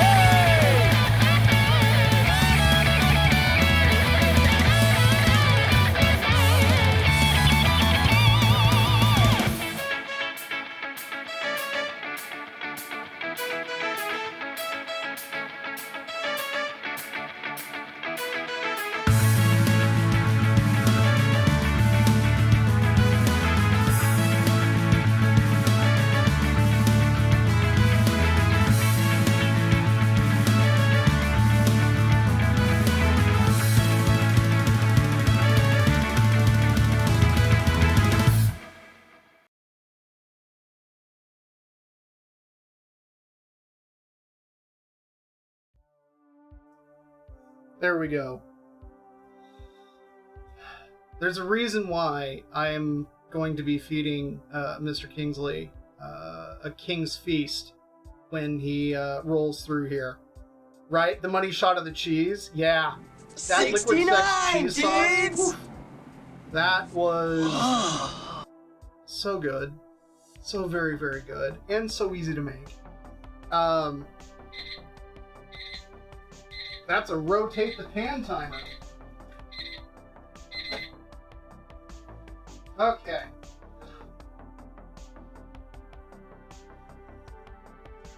Getting on my welding gloves. Oh, chicken is looking good. Veg is looking good. Although with the density of the vegetation that's in there, part of me thinks it might take a little bit longer on it. So cornbread should be done in about 10 minutes, is what we're looking at. Oh, Jackson ordered sushi. Very nice. Oh, you're on your way to dinner with, okay, very good. Synth horns, yeah. Oh, yeah. Have to postpone tonight's stream to start to reorganize the house. And it's I know. Andrew just knocked that jingle out of the park, and it like the original jingle, which I still have, was just him randomly singing lyrics in between recording some Sleeper Ship stuff, and I love it. I still have it. But yeah, no, this is so insanely good. So insanely good. Yes, I can't friggin'. I can't gush enough about it. That's how good it is. But, yeah. So, since we have a couple of new people that have rolled in, part of the topic of conversation that we were having is one of the things that I want to add is a wheel spin for determining what the next stream will kind of cover and be. What I have so far on the list is a fridge dive. So basically, no plan, no shopping, just making do with what I got in the fridge and making something happen. Instant pot. So I've got an instant pot. It's like, okay, well, let's put an instant pot meal together, something that you can set, forget, and then come back to later and enjoy. Like, say, get it going before work and then come home and enjoy it afterwards. Air fryer, because I have an air fryer now, so let's make use of it. A vegan meal, and by extension, gluten-free or very specific dietary need or want. So be it vegetarian in that kind of spectrum, something to that effect. The $10 meal challenge, which is for a $10 bill, walking into the market and getting everything I need in order to make a meal for Mrs. Weiss and myself, except for what would be considered normal pantry items. So things like rice. Rice is just something, that most people tend to have on hand. Salt and pepper, stuff like that. But if it's a specialty ingredient, it would be something that I would need to buy for it. But just the $10 challenge. Appetizers was a recommendation from Night Songs. Just doing straight up appetizers. Another one is Mrs. Weso cooks. So instead of me, we come up with an idea and she comes in and executes, and I'm here to assist and help talk her through things. Help translate what the words mean. So those are some of the ideas, and that's why I was opening it up to chat. It's like, okay, well, what sorts of things would you like to see me tackle? Like, what sort of challenges? Because I think it would be a lot of fun, and it'll be something that'll be interactive. So that was a question. Oh, you're hoping that the $10 meal challenge would be I give you $10 and then you eat what I made? No. But that's kind of where we're at with that so far, and it's it'll be a work in progress, and we'll add to it as the time comes. Oh, it's okay. I'll feed you anyways. I'm just not going to give you $10 to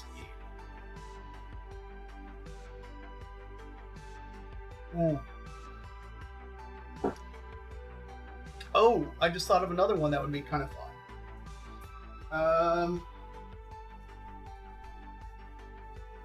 Where did I put the pen down? There we go.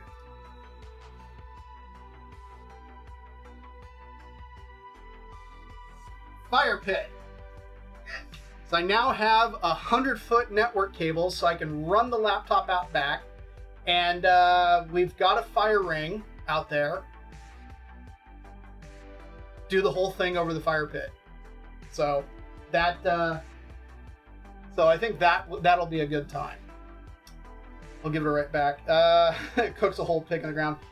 Dude, Lumpy, I would absolutely build an emu and do a whole pig if I could. Well, I could. It becomes a question of finances. Only because you'd have to purchase the whole pig. Then I'd have to get a hold of a fair number of banana stumps, banana leaves, lava rock, and mesquite. There's a lot that goes into it.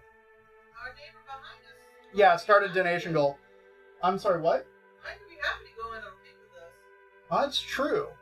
Our neighbor behind us would be happy to go in on a pig. Finances are just bananas, but I'm pumped. Yeah, exactly. No, you're right. Actually, absolutely, Rab. That would be something to do. Set up a donation goal. It's like once we hit this particular goal, we're roasting a pig. That might actually be something kind of cool for, like, say, a like a follower, milestone or something like that. Like say I hit 1,000 followers, we roast a pig, do it in the ground or something like that. Luau pork, yeah, exactly. Kahlua pork, when done correctly, is amazing stuff. There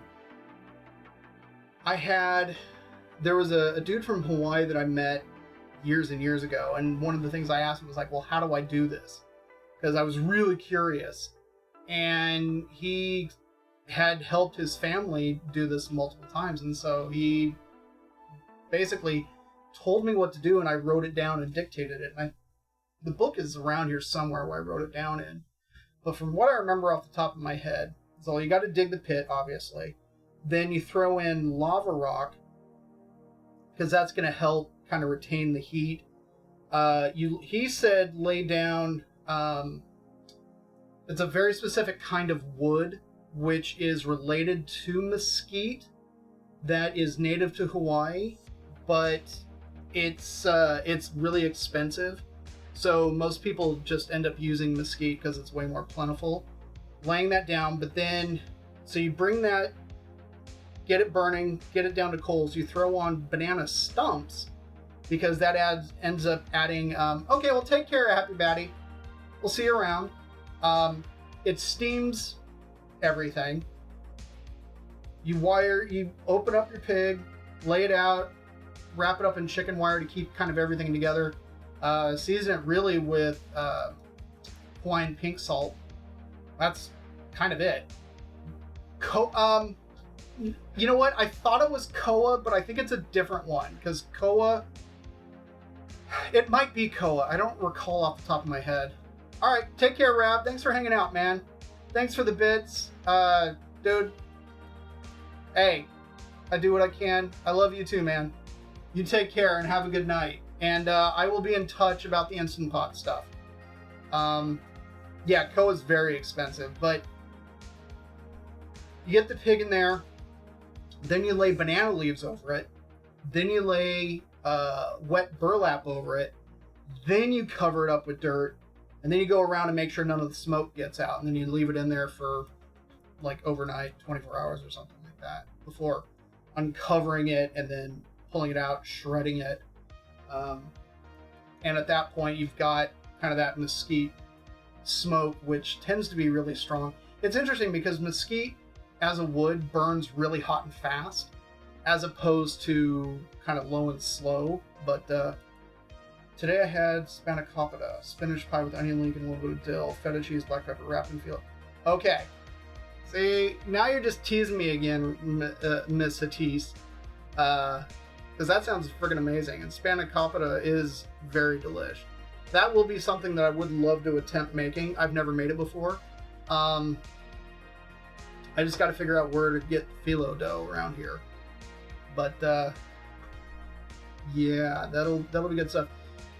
Radio Tease has teased me quite a bit with all sorts of yummy and delicious food ideas, and I've had to start kind of compiling a list of things. It's like, okay, I need to make this, or we need to do this.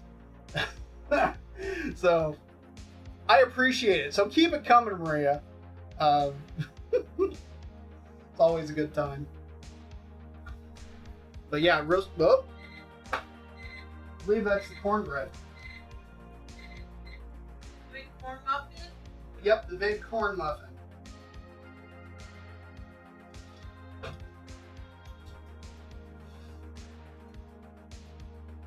That is looking like it's probably done, but hang on. Let's switch that real quick. Okay. So here's our big cornbread muffin. And just testing it with the cake tester here. And yeah, there's nothing on it, so that is done. So now we can just let it hang out and rest here. And let's check this one. That's looking really nice. However,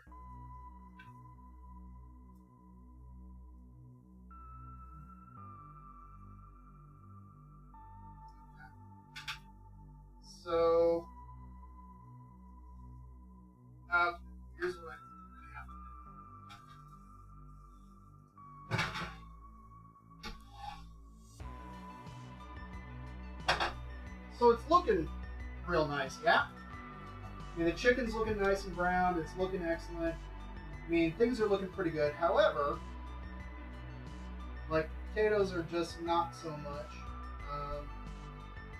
which I was kind of afraid of. So I think what I'm going to need to do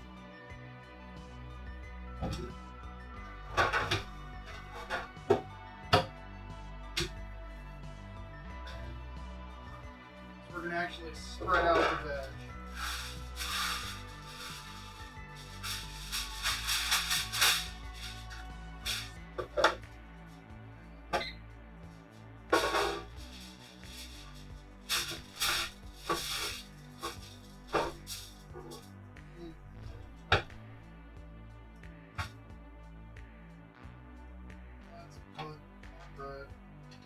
On a trivet over here.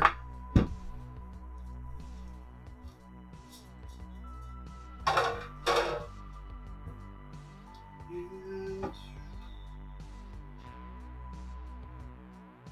yeah, okay. That's fine. Okay, so just to kind of talk you through what's going through my head right now. The chicken is looking really good, like it's nearly done. But the veg underneath, there was so much of it that it's not... It crowded. Yeah, it's way too crowded. So... Scott Connor, Lumpy's favorite Star Wars character was Grand Muffin Target. What up, bud? So what I'm doing is I'm pulling the chicken off and getting it out of the way. And this time is kind of done with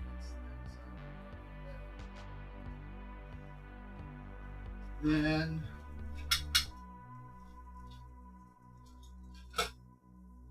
pull out some of it.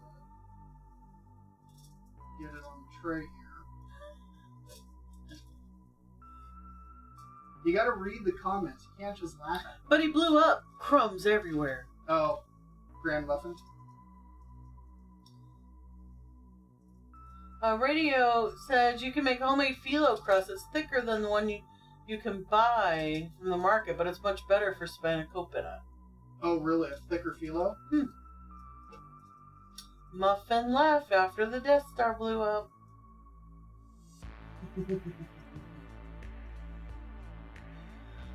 They were just going about their lives, and these people come through and blow it up.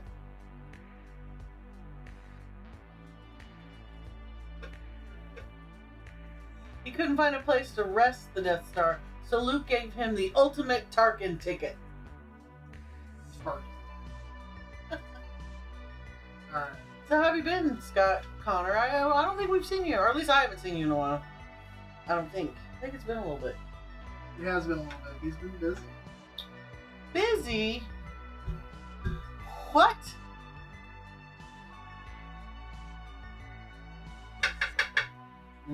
Sorry. Work's been beep for me too. I love it, don't get me wrong, but we're the so I'm the head accountant, and the auditors are coming in 2 weeks, so hopefully I survive that. I keep thinking, if I could just get to blah blah blah, if I could just get past the auditors, and they still want me to work there, I'm gonna be okay. I'm sorry, Scott. Hopefully things will get better for you. Oh, that'd be awesome. Radio, Hatise is gonna send her recipe for phyllo crust. Oh, very good. Okay. Yeah, we could put Greek food on the wheel, avocado, KitchenAid, but I don't know. I kind of like maybe international food, or we could change that piece of the pie of the wheel up, because Korean would be amazing. Japanese. Well, that's actually a good point. I would love Mediterranean. So say like international comes up, then it becomes at that point a poll question. Right. Which sort of nationality? Yeah, because every nationality's got something yummy.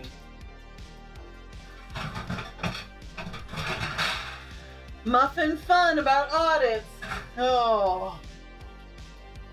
It was perfect storm when I got hired on, because, yes, Korean fried chicken. Oh, yeah, the Korean fried chicken. I need to do that. I tried to talk him into, so BB.Q chicken is an incredible Korean fried chicken, and you can buy franchises. And I tried to talk him into one, and then a friend of ours was like, come on, let's go have these. We'll start our own business and we'll always have good Korean fried chicken around. But I couldn't get them on board. Oh, very good. Okay. Yeah, Korean fried chicken. I'll revenge him for all the times he made me hungry in the channel. Oh, I see how it is. Okay. All right, bring it. Yeah, Korean fried chicken would be fantastic. I love that idea. So we've kind of cheated a couple of times, and DK's made the sauce and then gotten wings from the market, Winco. Yeah.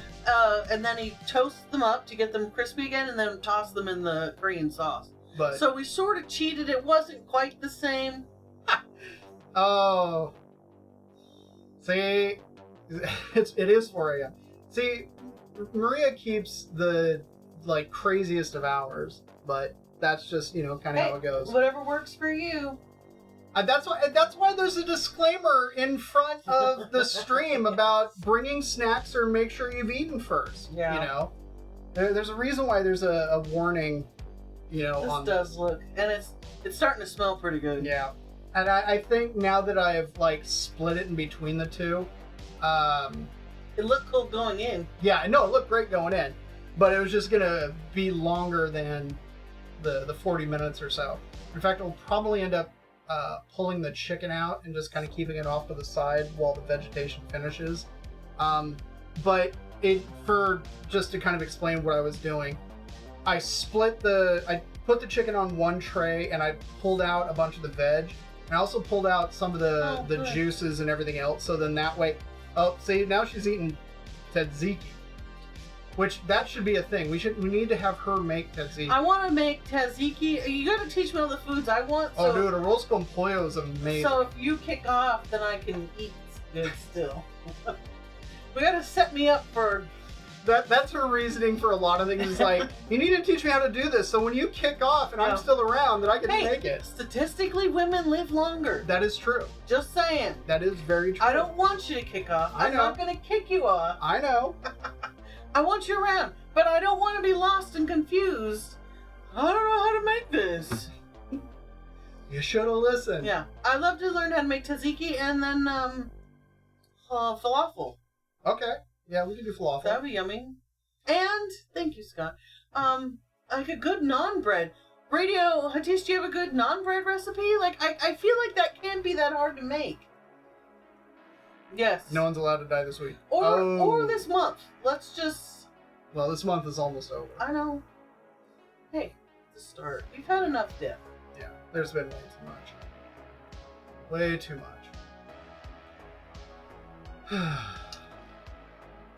Way to bring us down, baby. That's right. I didn't say, Scott Connor did. Yeah. But then you were like, oh, yeah, blah, blah. Bringing us all down. You're bumming me out. Debbie Downer. Wah, wah. Feline AIDS is the #1 domestic killer in cats. Well, in domestic cats. In domestic cats. We had a cat up for adoption that had feline AIDS. Oh, really? Not that long ago. Oh, jeez. It's not that hard. That's what I'm saying. Yeah. Oh, Scott, that sucks.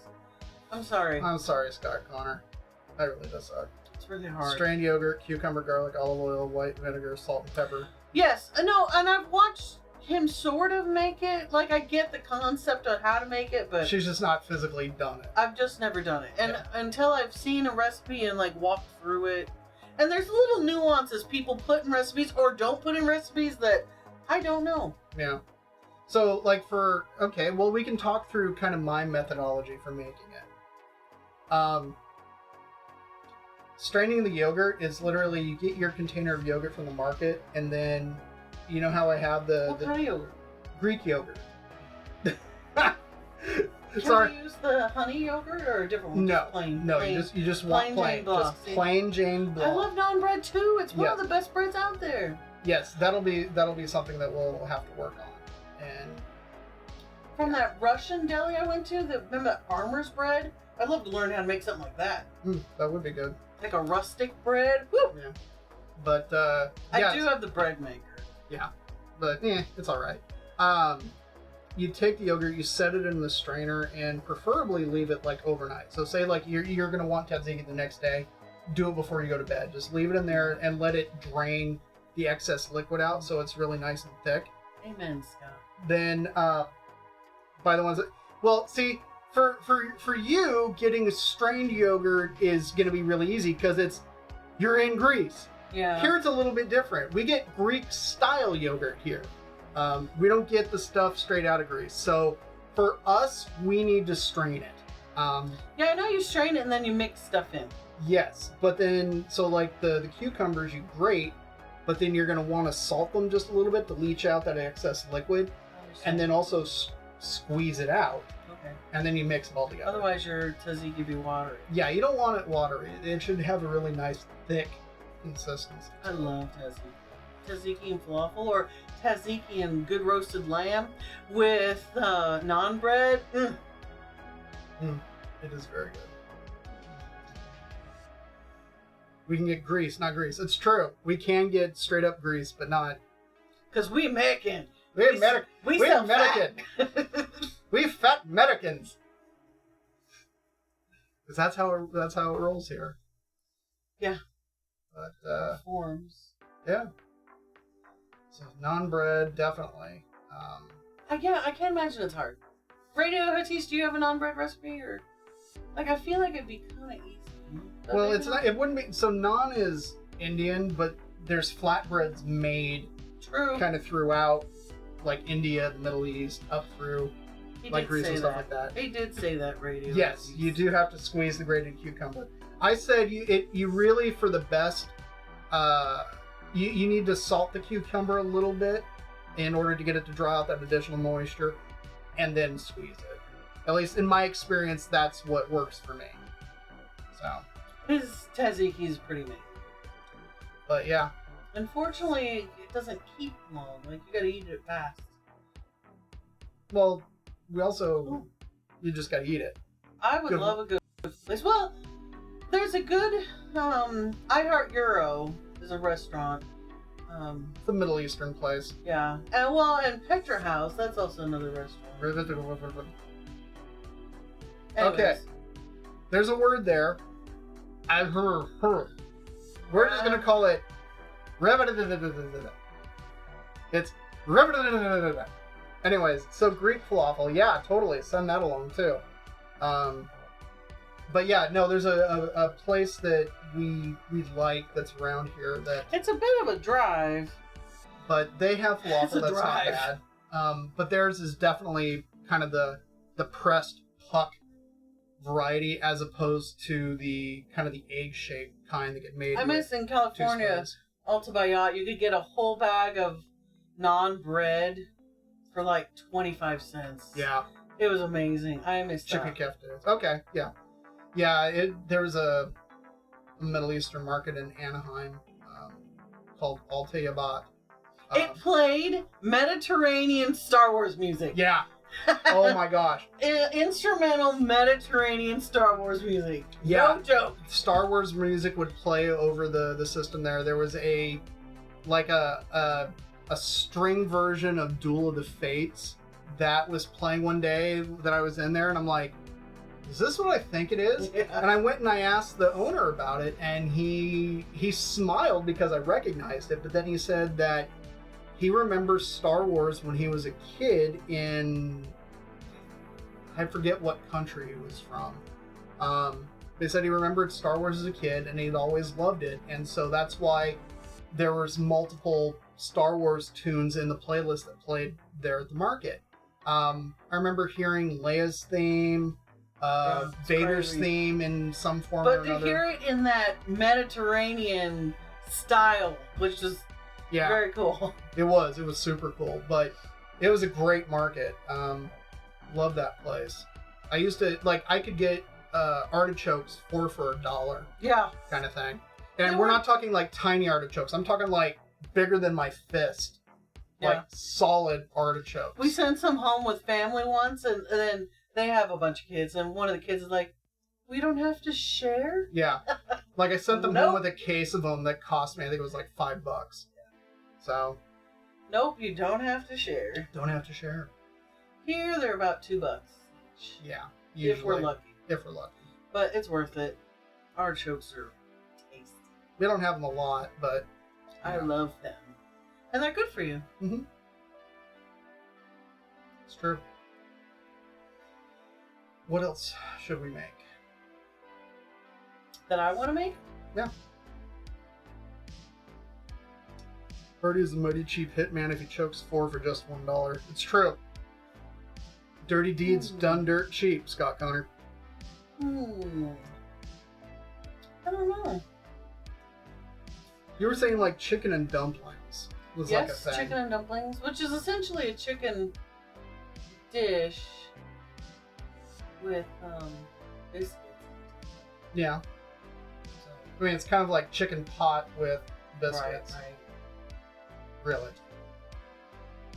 Unless you want to do something like what's it called?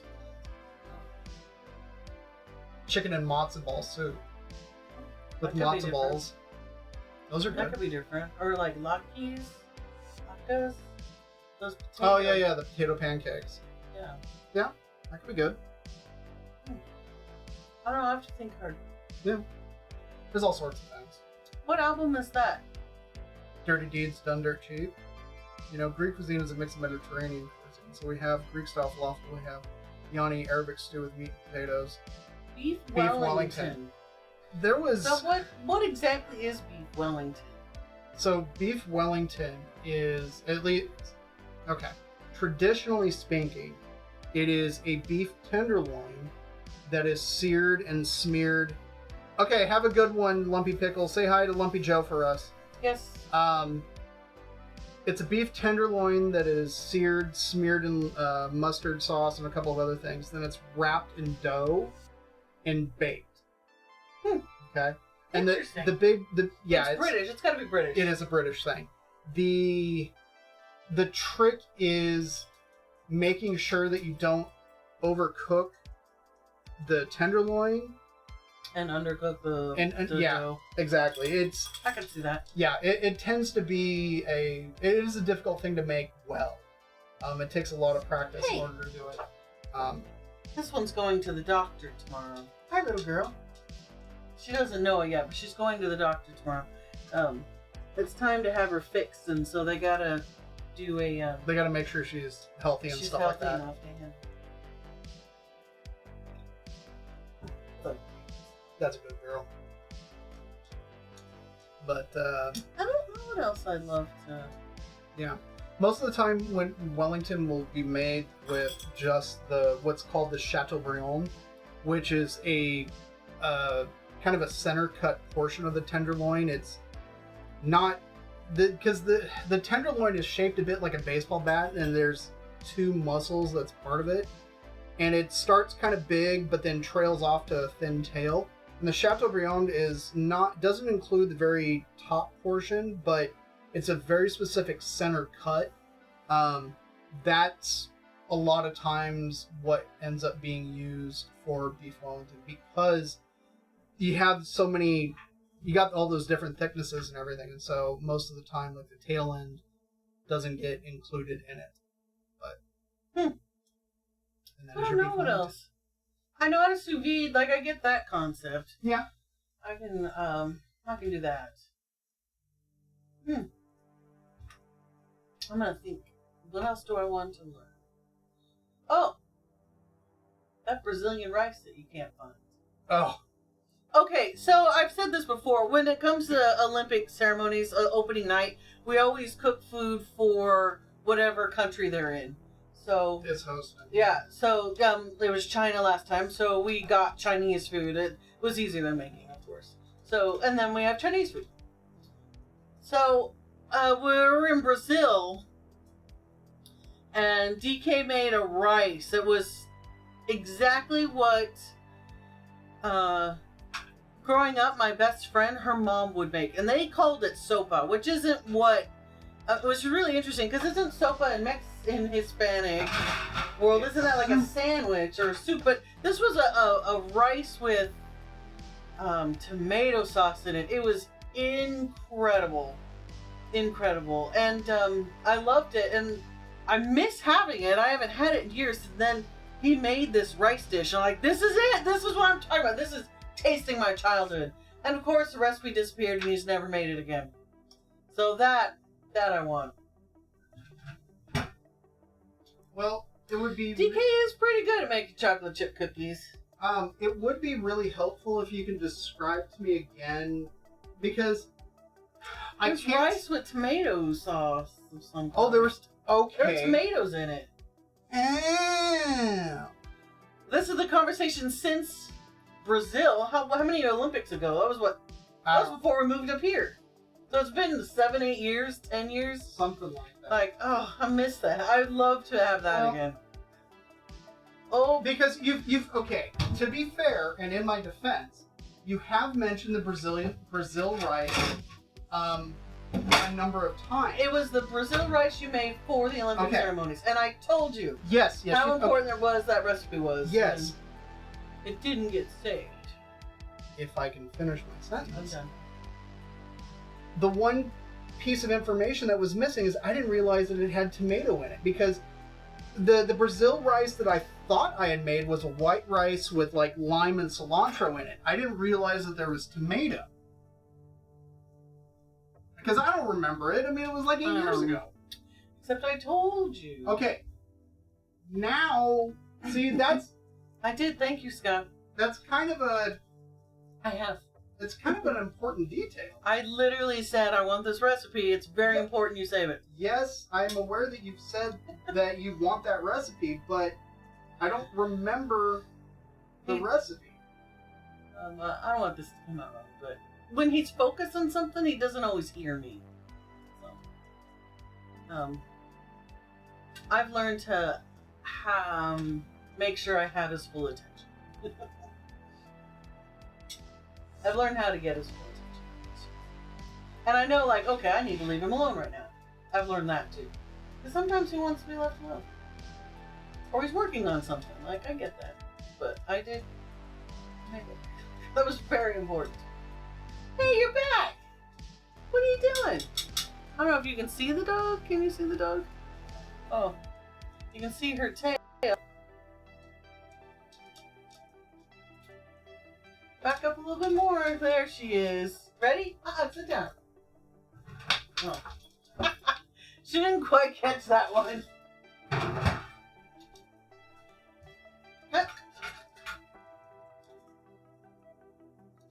Ooh, she got it. I say she's gotten pretty good about some of that. Huh. Burrito says I love mixing cousins together. For example, burrito and tzatziki. Okay. That could be good. What kind of meat would you use for your burrito? I'm gonna have to think of what I want to learn. To be honest, I love the sauce foods like Alfredo sauce, and I can do okay with spaghetti. You think she meant cuisines? Oh. Hey, Spain's not that far from Greece. Yeah, but Spain doesn't do burritos. True. So. Oh yeah. Just as an FYI, I pulled the chicken off of the tray because the chicken's good to go. The veg needs to go for a little bit longer, so I cranked the oven temp, spread them out even more so then that way they would. Yay. So. What are some things you guys want to learn how to cook? Inbred, but Spain, yes, Spain does have tortillas, but at least I get it now. The tortillas that the tortillas in Spain, it's not like a tortilla for a taco. It's a kind of like a potato egg, kind of an omelet almost. For them, that's what's called tortilla. fix paella? Tried to fix paella. Oh, paella. What? Why is it Paella. broken? Is paella broken? Paella is... That's what we had at Casey and Annika's wedding. That's correct. It was excellent. I would love to learn how to make that too. Yeah. That was an all-day thing. Like, her dad showed up at the location and cooked for hours. Yeah. Well, in these giant pots. to be fair, it was a wedding for, what was there, like 200 people? I don't think was it that big. I don't Yeah, think it was that pretty. big. It was Maybe pretty 100. sizable. It was big, but I can't imagine it was too. Yeah, it was like 150 or something like that. And so they made like 5 to 10 gallons of chicken stock or something like that, and they had a gargantuan paella pan I wonder, do you think that her dad made. Do you think he'd share his recipe?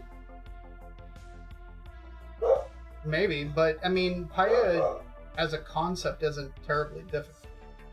So, I mean, and there's all sorts of different kinds, because you can get, you know, ones that have mixed meats, you have ones that have a lot of seafood. There's all sorts of things. So, paella, yeah, paella is good. We can do paella. What else? Hi, Jane. Bring it on. Lurkers, what do you want to learn? Jay. Jane's here. Jay is not going to the vet. Good. Because he's already been fixed. He came fixed. We got her with the knowledge that we'd get her fixed. So. Good dogs. I had a puppy. Spicy hot chocolate. You know, a lady at work, she takes some, like my Roy Boys tea, and she makes a tea out of it. Roy Boys, it's a South African herbal tea. She does it with black tea, too. And she makes a cup of hot black tea, and then she pours in Swiss milk hot cocoa powder to give it Swiss Miss. Yeah, Swiss Miss. To give it this chocolatey flavor. It's pretty tasty. It's like, I would never have thought of putting those two together. Not that I'd buy Swiss Miss. Yeah. I'd rather buy expensive stuff.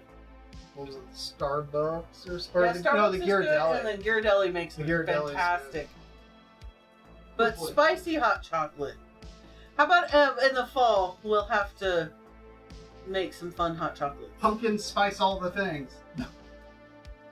I don't think we've ever had pumpkin spice anything. That's how you torture me, is pumpkin spice all the things. How you know when the seasons change, when the vests and Uggs come out, and everything is pumpkin spiced. Pumpkin spice, lots of regret and shame. Dun, dun, dun. Oh yeah, the Ghirardelli. Yeah, it's the Ghirardelli stuff. And you got it at Walmart, I thought. No, I bought it at. I think it was U.S. Foods is where I bought it. Ghirardelli's hot chocolate is some of the best. It is quite good. Butternut squash ravioli. That would be Okay. something I'd love to learn. Okay. That would be awesome. And we have ravioli plates thingies.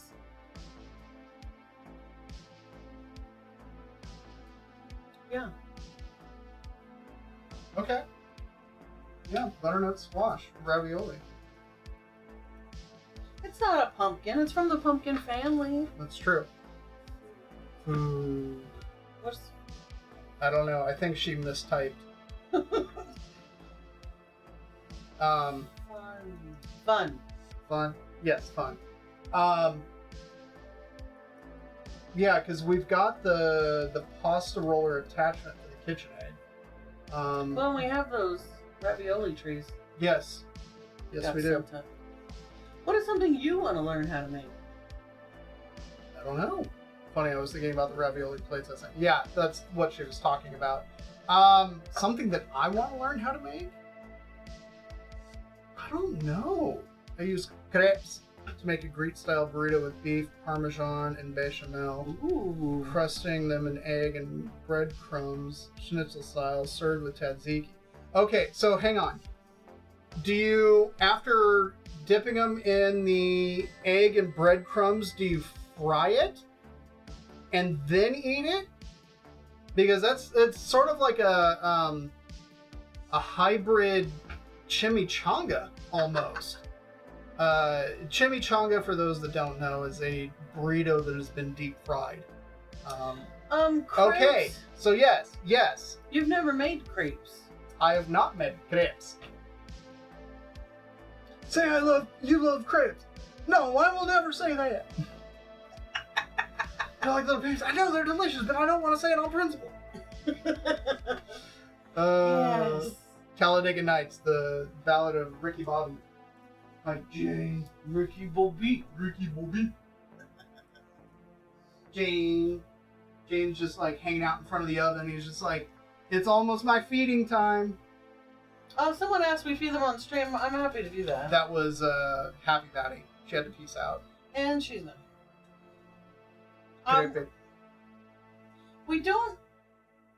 I don't know if we can get both dogs on stream. Oh, I guess if we put one at one end and then the one other Yeah. over here. We try not to feed them close to each other, just so then that way there's no problems or anything. I mean, they're very polite with one another, and will step back if the other one comes around. But we keep it that way. It's just you really shouldn't feed two dogs right next to each other. Yeah. We do what we can in order to avoid any potential issues. Yeah. But they're both. She always finishes first, and they're both almost. She'll wait until he's done, and vice versa, and then they'll go lick each other's bowls. Yeah. I think we've got another 2.5 minutes. 2.5 minutes. It's almost done. Right? That's pretty close. Excuse me, Jane. Excuse me, buddy. Anything else you guys want to see or learn how to make?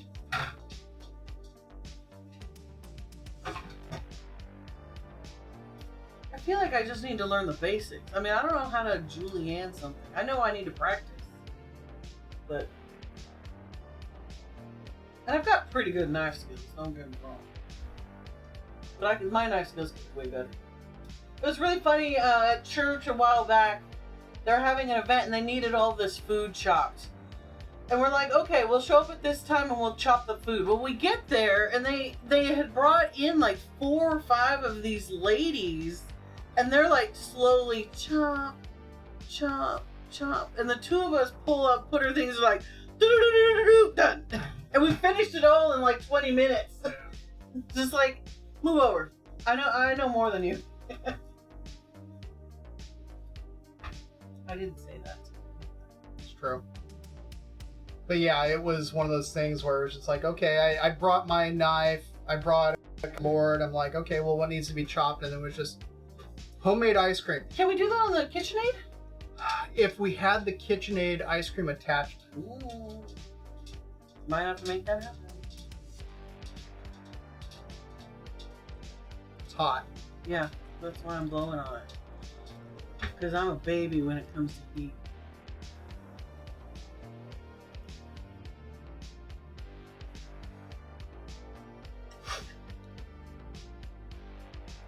It's not quite there. Like everything else, it's like, I'm thinking what I really, and I'm actually kind of glad that we didn't have our guests tonight because it would not have gone super well. I think what I really should have done with potatoes is instead of just throwing them in like that, I should have parboiled them. Good call. And then added them. Good call. I'm not infallible. I'm hungry. Okay. Yeah, it's a little crunchy. Yeah. So I'm kind of thinking, if nothing else, we'll pull out what's, what we can eat and eat, because I know I'm starving too. And we can have our cornbread too, and then just let the potatoes go for longer. I think that's the plan. You are not infallible. He's pretty dang good though. And hey, not everything works great. And, this is not something I've ever made before. So Scott, he a giant breakfast meal. So this one here doesn't really eat breakfast, and it's quite unfortunate. So I am very good at making breakfast. So I'm happy to lay out a big breakfast. Very happy. Yeah, I love pancakes, but I don't get to eat them that often because, making it. I mean, a pancake batter, how long would it last in the fridge? It's really one of those things you should make as you need it. Yeah. It's not this will keep. No. Yeah, but I can do hash browns very good. I can do pancakes. I'm trying to find a good a good waffle recipe. I can make waffles, but I haven't found the best recipe yet. Eggs of all kinds. Oh, an omelet. I was reading. I should learn how to make an omelet. That I've not done. I can do. Oh, I've never done that. Huevos rancheros. Oh, okay. Okay. I can't say that I've made huevos rancheros. Yeah. Challenge accepted. I know there's eggs Thus the lemons. Yeah. Well, I think isn't it like refried beans? I don't know. I don't normally order it.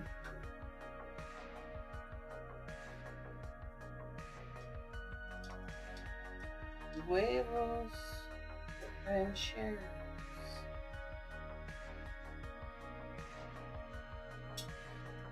Ooh, sancocho. I want to learn how to make sancocho. Okay. We can teach you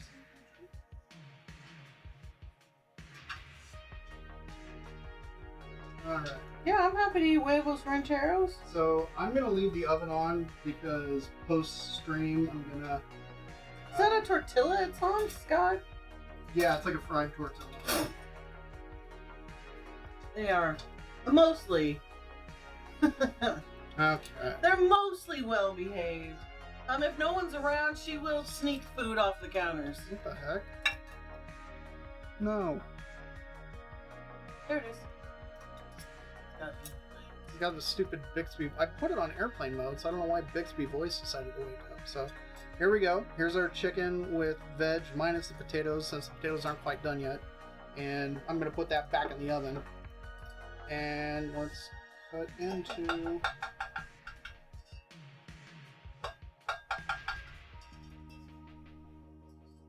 Dishes are clean? Yes. Yes, they are. Smell it. I can smell it. There's our cornbread. Spring rolls. Well, we're not make spring rolls, but I think I already told you that. Yes, we talked about that. Including the PS House. Oh, what about like Pad CU or something like that? Okay. That'd be awesome. Dog food out of this fridge. It's in there thawing. Cornbread is fantastic. That's some good stuff. Ultimate recipe of my mom. Spring roll shape. Totally different. Gouda cheese and bacon rolled into phyllo. Deep fry them. Oh my. We need to go to your house. No joke. Party at Radio Hatisa's place with her mom. Woo!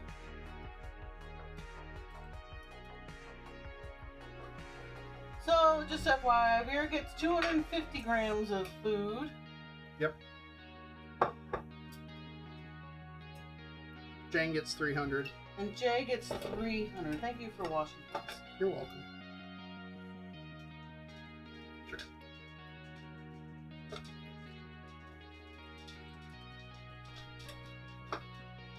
Food's still a little frozen. Yeah. That was perfectly cooked. It's moist. It is. It is also pretty bland. I don't know. It's not. I see why you think it's on the bland side. It's not super bland. There's flavor. Not much. It's not that bland. Well. Yep, and here's a powder. Jay has a pancreatic enzyme deficiency, and he can't digest his food without this powder. Which is, guess what? Enzymes for digestion. I'm gonna go dip this. Just make everything, yeah. I like how you're thinking. Okay, so I'm dipping this in the pan sauce.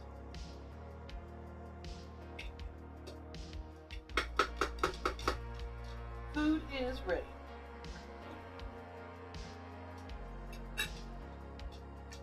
Chicken is definitely better with the sauce on it.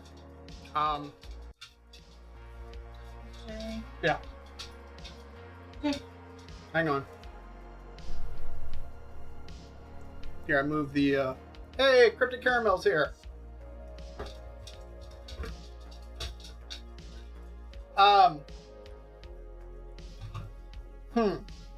Yeah. Oh, you should be able to see the dogs on stream as soon as I get out of the way. Yeah. I also moved the camera. Oh, Jay's sort of on You stream. can see his butt.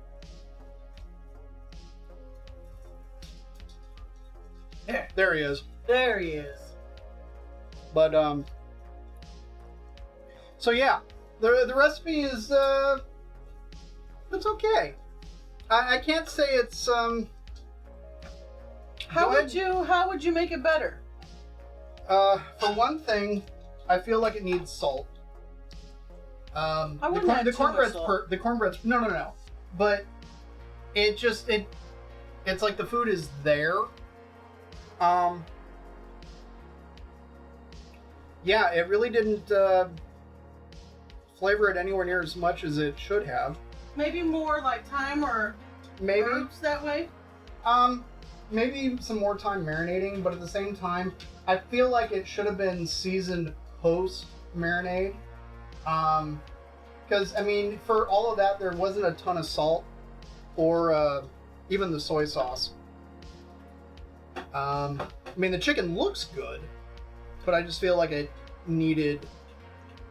Although, actually, you know what might have been better? Is if I did that brine with the soy sauce. Because then it would have actually been properly seasoned, and then you could make the sauce with the sugar and the vinegar and everything else and kind of glaze it after the fact. But it's okay. I like it. But I like my chicken. That's plain. I mean, it's cooked well. That's not the issue. In terms of the flavor, it's like, it's all right. I mean, I'll eat it.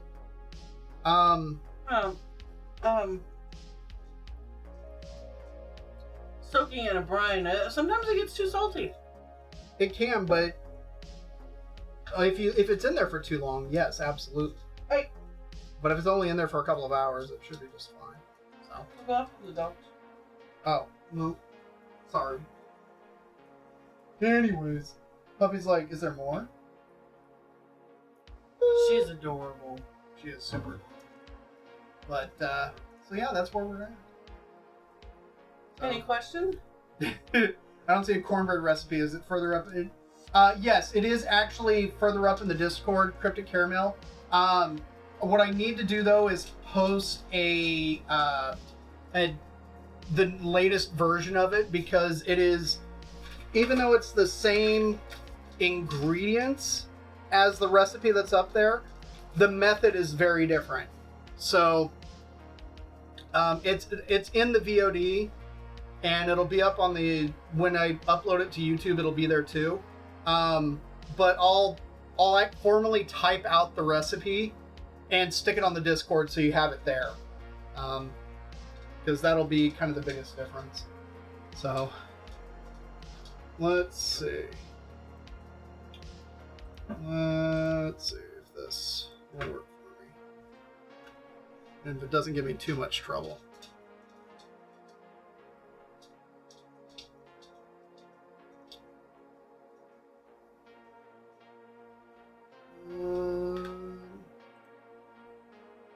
Let's see.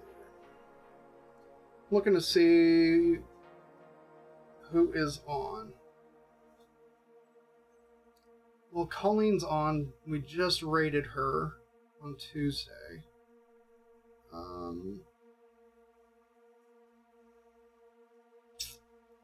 I don't know.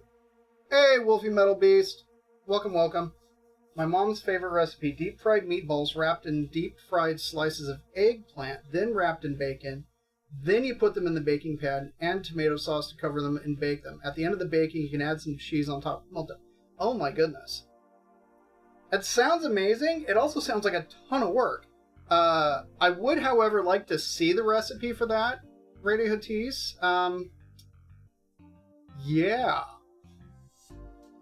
But, so, just out of curiosity, who should we go raid? It's raining. Is it raining? It's raining water. I am looking for recommendations from chat on who we should go raid. If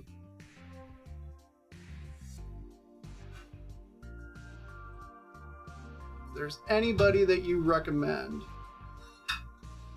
Somebody maybe that I don't necessarily follow or subscribe to or whatever, or we could just call it an evening.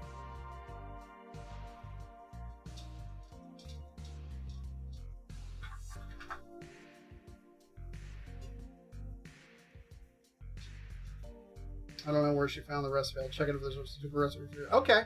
Yeah, let me know. Yeah, just let me know what the deal is with that recipe, and then we'll kind of take it there.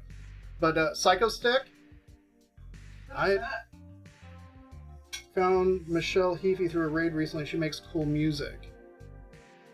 Okay, well let's open up. Yay, adventure raid!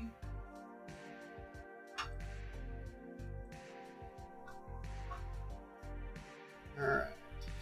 I made me a plate. I'm starved. I'm hungry. Well, okay. That being the case, since this is kind of a pain for me to get raids and stuff going, Hard to get to. hard to get to. So I'm gonna let Mrs. Hueso entertain you guys for a moment. I'm gonna run back to my computer, have a look, and then set up the raid, and we'll get it going from there. So yeah, keep them entertained. Hi. Oh, puppy! Woo! What are you doing? Puppy! Anyways, I don't have any cool I'm stories sorry. right now. I'm sorry. She's fine. So, hi. Yeah. My day was okay. As I was telling everyone, I'm the lead accountant for the local shelter, and we're getting ready for an audit in a couple weeks, and that sucks. It's been, whew, it'll be done soon. Yeah. So, yeah, nothing too exciting. I didn't plan on getting into the world of accounting. It just kind of happened. And I'm okay at it. Animal shelter. It's an animal shelter. We, because we work with the county, we'll take in any animal. We're required to take in all animals. But we only keep on the premises and adopt out rabbits, dogs, and cats. But there's a, sometimes, let's say, for example, I can't give details, but there'll be a criminal case against somebody, and we have to take in the animals and hold on to them. So there have been in the past, like geckos, bearded dragons, chinchillas. Because we don't house small animals like that, we have to kind of make do and put them in places. And there was once a snake in a tank in a single bathroom, and the bathroom was then shut down and became a snake room. Yes, and so with animals that we don't normally keep, we give them to rescues and fosters, or not fosters. We don't foster. We foster, but only really for cats, dogs, and rabbits. But we find local rescues that'll take in all of those animals. Thankfully, we haven't had to keep very many, but we've had horses come through, roosters, chickens, a duck, a baby duck. I don't know if I can get a picture, but a baby duck came in. Somebody brought it in today, and super cute little guy.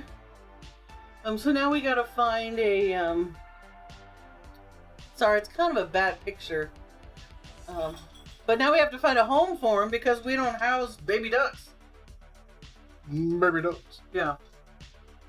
But it's pretty fun. Like, if I'm having a hard time, let's go check out the kittens or the cats. And I can also bring animals into my office and, like, let them hang out and office foster. It's pretty amazing. I really like being there.